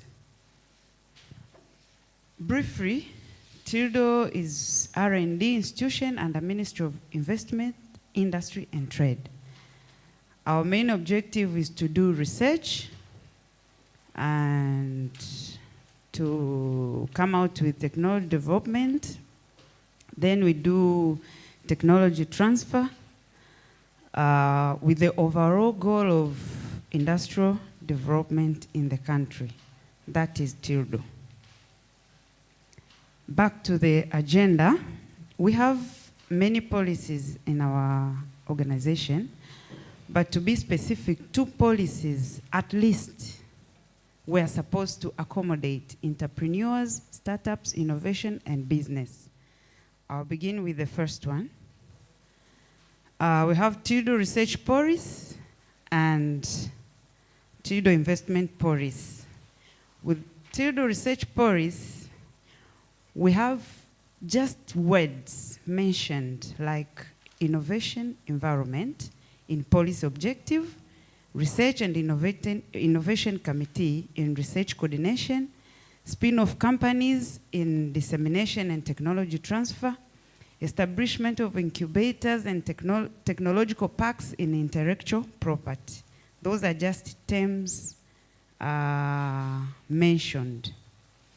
With Tildo Investment Policy, at least there's SME innovation appeared, and partnership and innovation appeared in dissemination of ICT and technology in those 2 policies. So what are the gaps? There's no clear policy statement in our 2 statements that were supposed to address those ones that I mentioned, that creates enabling environment and infrastructure to any of the innovation, entrepreneur, all of them that were mentioned. There is also no clear policy statement in funding solicity, collaboration and coordination, procedure, approaches, strategy, capacity building for innovation management. There's really no clear statement in those policies. However, those policies were developed in 2018, so I hope they're going to be developed. I mean, they're going to be we're going to update them soon. So also this issue has brought earmark in me that we need to put them in the future police development. So maybe possible causes, maybe. I'm not sure because I've not done the research. I'm a researcher. I will not give any possible reason without research. Maybe possible reasons could be national innovation policy. By the time 2018, there were no national innovation policy. I don't know about now, but I saw somewhere it's under development. So I'm not sure if it's ready out. And then maybe literal awareness of the importance of innovation and those others. And maybe the roles of these R&D institutions, maybe they're supposed to be redefined depending on the time. To be market or industry demand driven could be the reason. With case of innovation financing, maybe priorities, strategies, and innovation coordination in the country might be the reason. I've not researched them, so they are not the reasons. I just think they might be the reason. I can say maybe this is my last slide. The comparison of approaches. There are some countries have used different approaches from their countries. Like with Tanzania, I will speak nothing. But in East Africa, when I take an example of Kenya, I read one of their documents, very confidential document. They have innovation agents. They have different policies and strategies. I could not put them there. And they have this strategy of funding startups. Even I remember a brother from, yes, he mentioned about them. But in Africa, I took a case of South Africa. They have a lot of policies and strategies, but also they have redefined these R&D.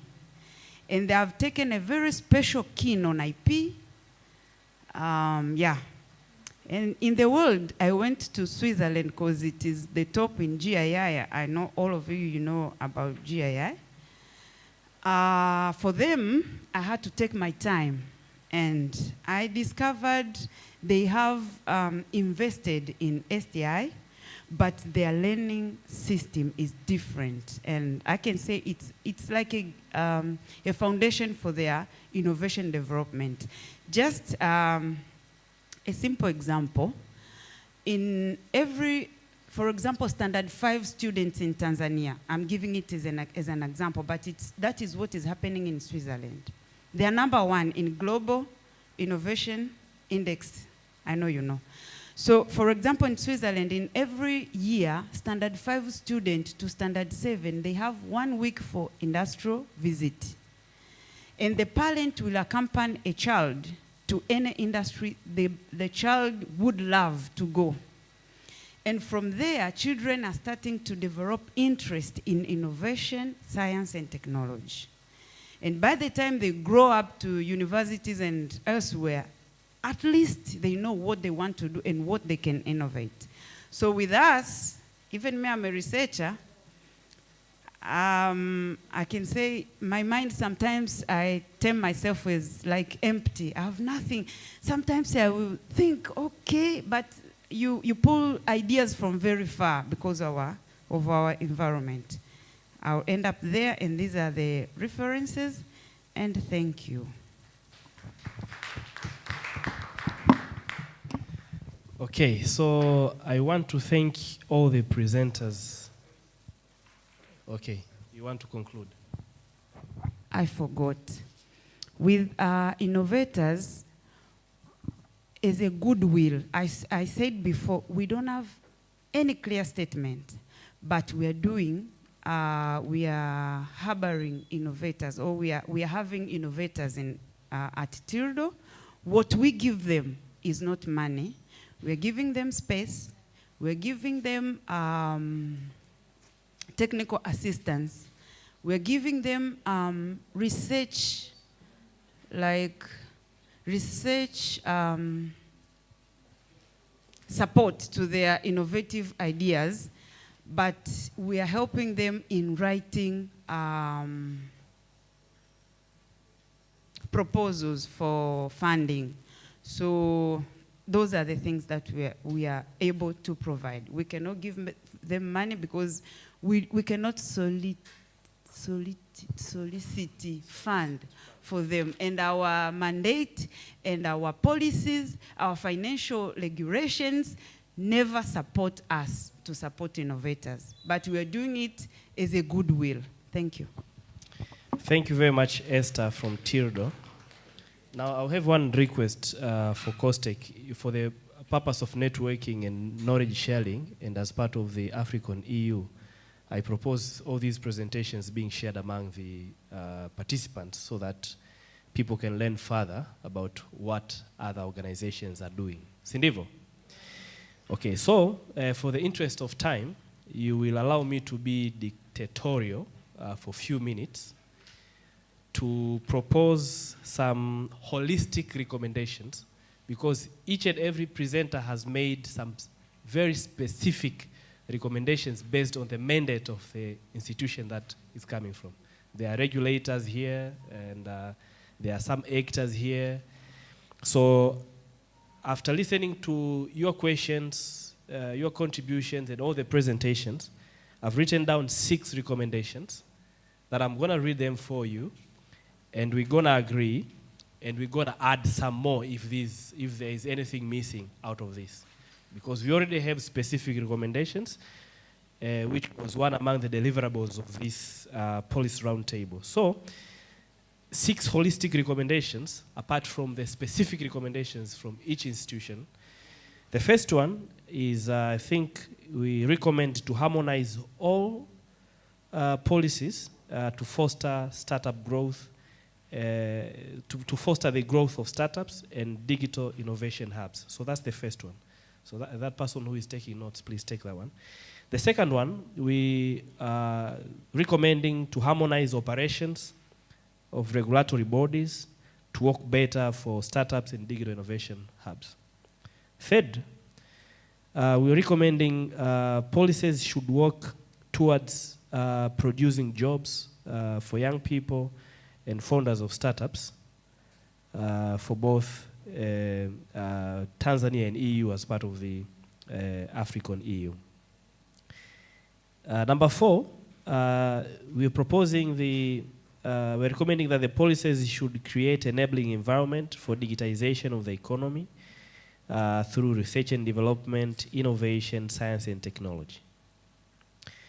Number 5, we are recommending all the young people and the startups and all the actors present in this room to utilize the opportunities offered by all the partners in this room in Tanzania, Africa, and EU to foster digitization of the economy. Such opportunities include to register the IPs, to go for funding on research and development, to utilize the regulatory sandbox, like the communication resources. And then number 6, we are recommending COSTECH to consider advise the government of Tanzania on policy reviews and enact new policies on all specific policy recommendations provided by presenters of this African EU policy roundtable. So these are the 6 recommendations, which are holistic recommendations, complementing to everything that we have discussed. Do you think we all agree to these 6 recommendations and you want to add some more? So I'll take 5 hands if there is a question or contribution or input to these recommendations, and be very brief so that we can conclude, because we are 1 hour late from the time that we wanted to conclude. So I'm taking only 5 hands, and I'll be very strict with these hands. I've seen 1 here, 2nd here, 1, 2, 3, 4. Where's the 5th one? Where's the 5th one? Here. Okay. Go ahead.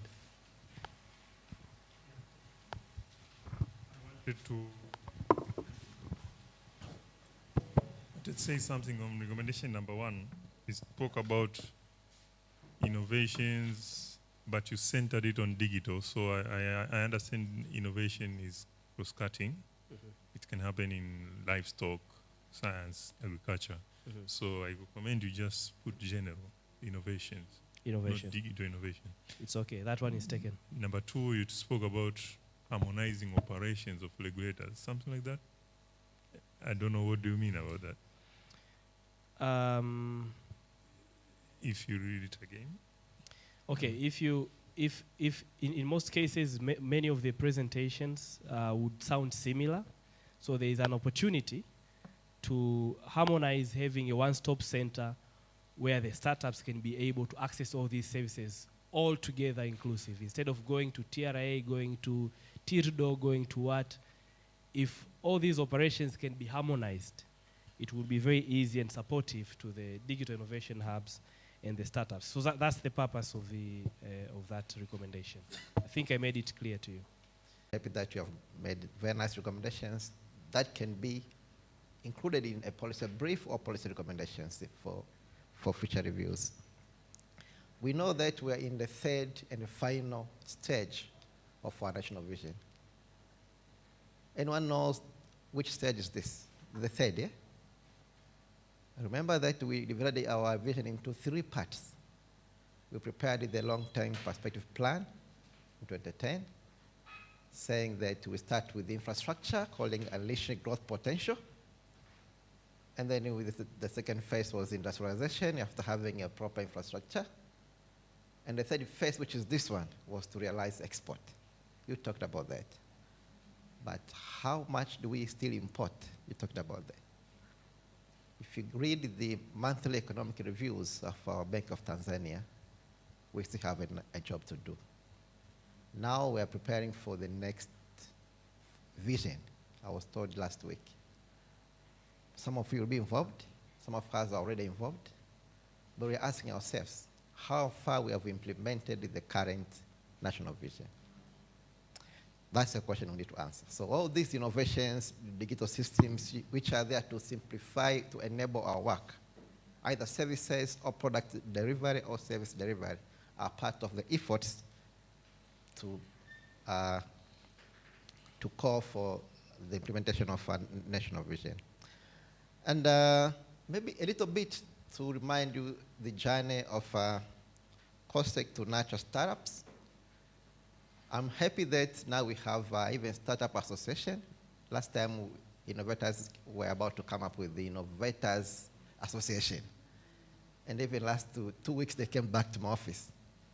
I told them we have a TSA, maybe you can, I'll give you the number, you can talk to them. Because they feel their voice is not well heard. Maybe you have to do something more than that. But they are feeling to have an Inventors Association. But I told them, why don't you join the TSA? And we'll see. But we've been trying to support both the innovation and the innovation programs. In innovation programs, we support establishment of innovation hubs. We call them tech and innovation centers. Students at SUA, there is one here. And I'm calling for researchers and lecturers to engage students to use those facilities because we funded them. We have more than 50 spaces in the country, which we supported. So there are many. The problem is information, is it? So we have very nice, I can say, case studies or nice stories of the success of the innovators who are now billionaires. So you can be billionaires too. And the digital sector is one of the sectors that has been very much successful. Why? Because the infrastructure was already there. What are the infrastructure? There were already mobile towers, mobile communication towers. There were already computers, is it?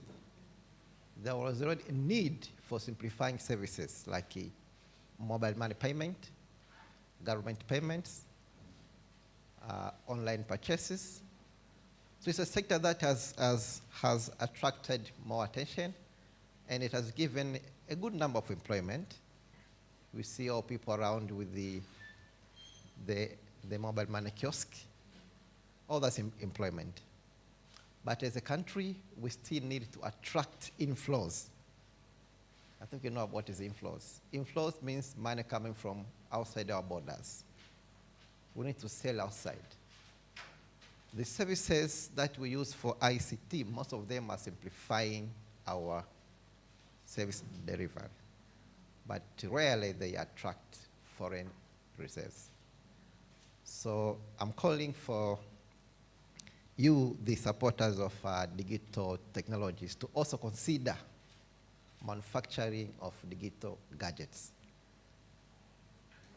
I'm calling for you, supporters of digital technologies, to also consider supporting or promoting the manufacturing of digital gadgets, digital equipment like laptops, mobile phones, the TVs, the computers, the servers, the routers, because manufacturing this phone, how many industries are here?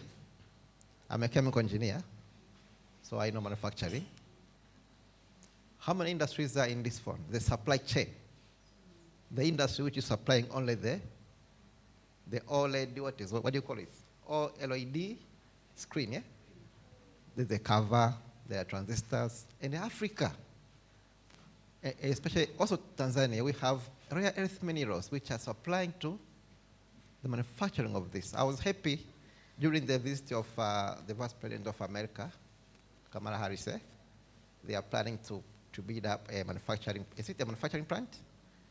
To produce what? Is it nickel? Something of that. Lithium batteries, yes. So that's a good move. At least we start. But if one day we see this phone is manufactured here, at least 50% of it, there'll be a lot of jobs created. And I'm telling my friend, it's only manufacturing that can employ mass of people.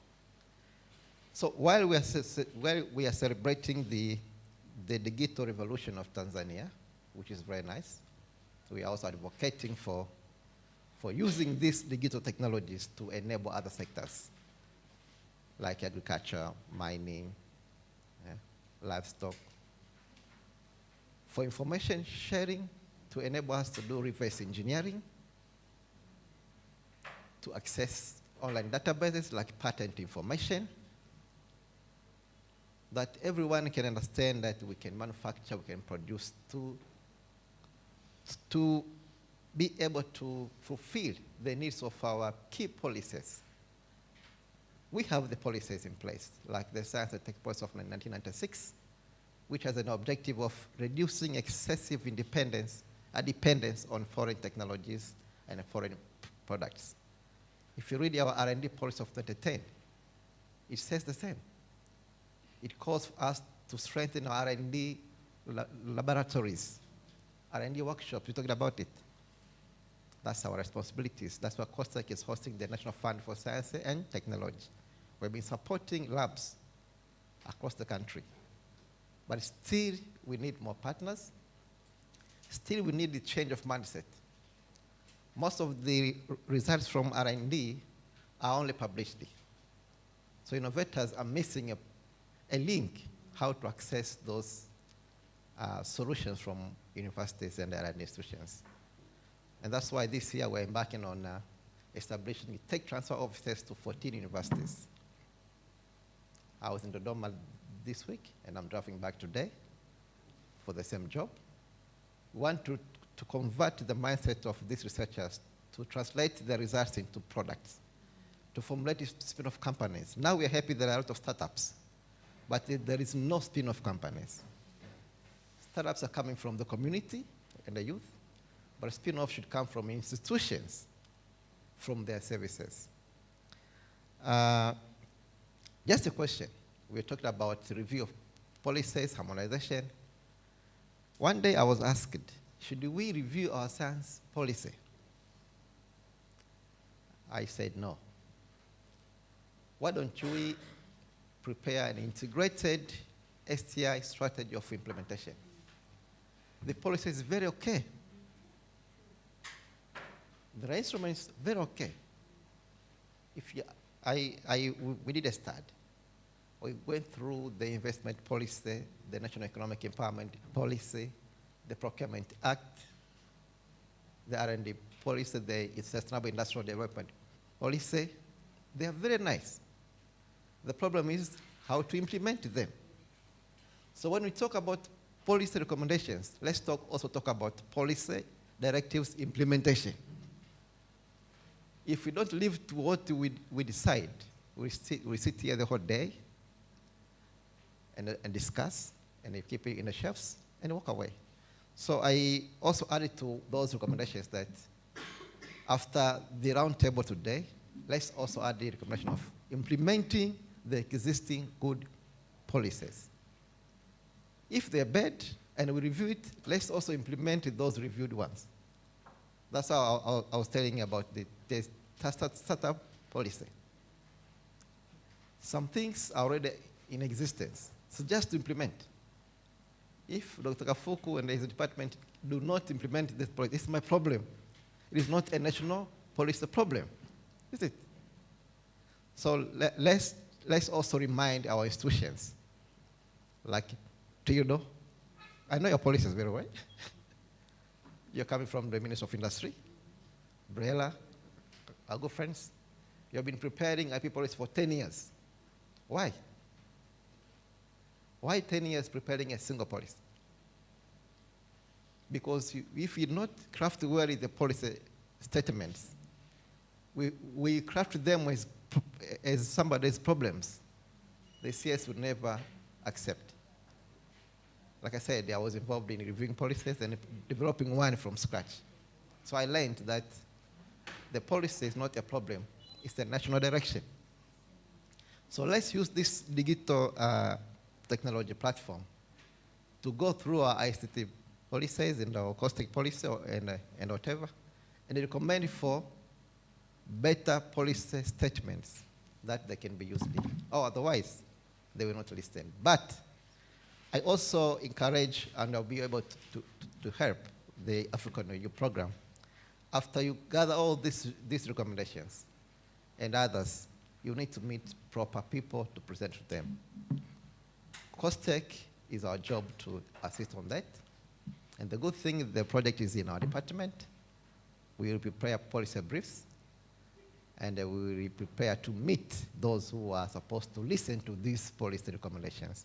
So we are assuring you that whatever you propose today, we will take it to proper channels, to proper meetings. Even the parliament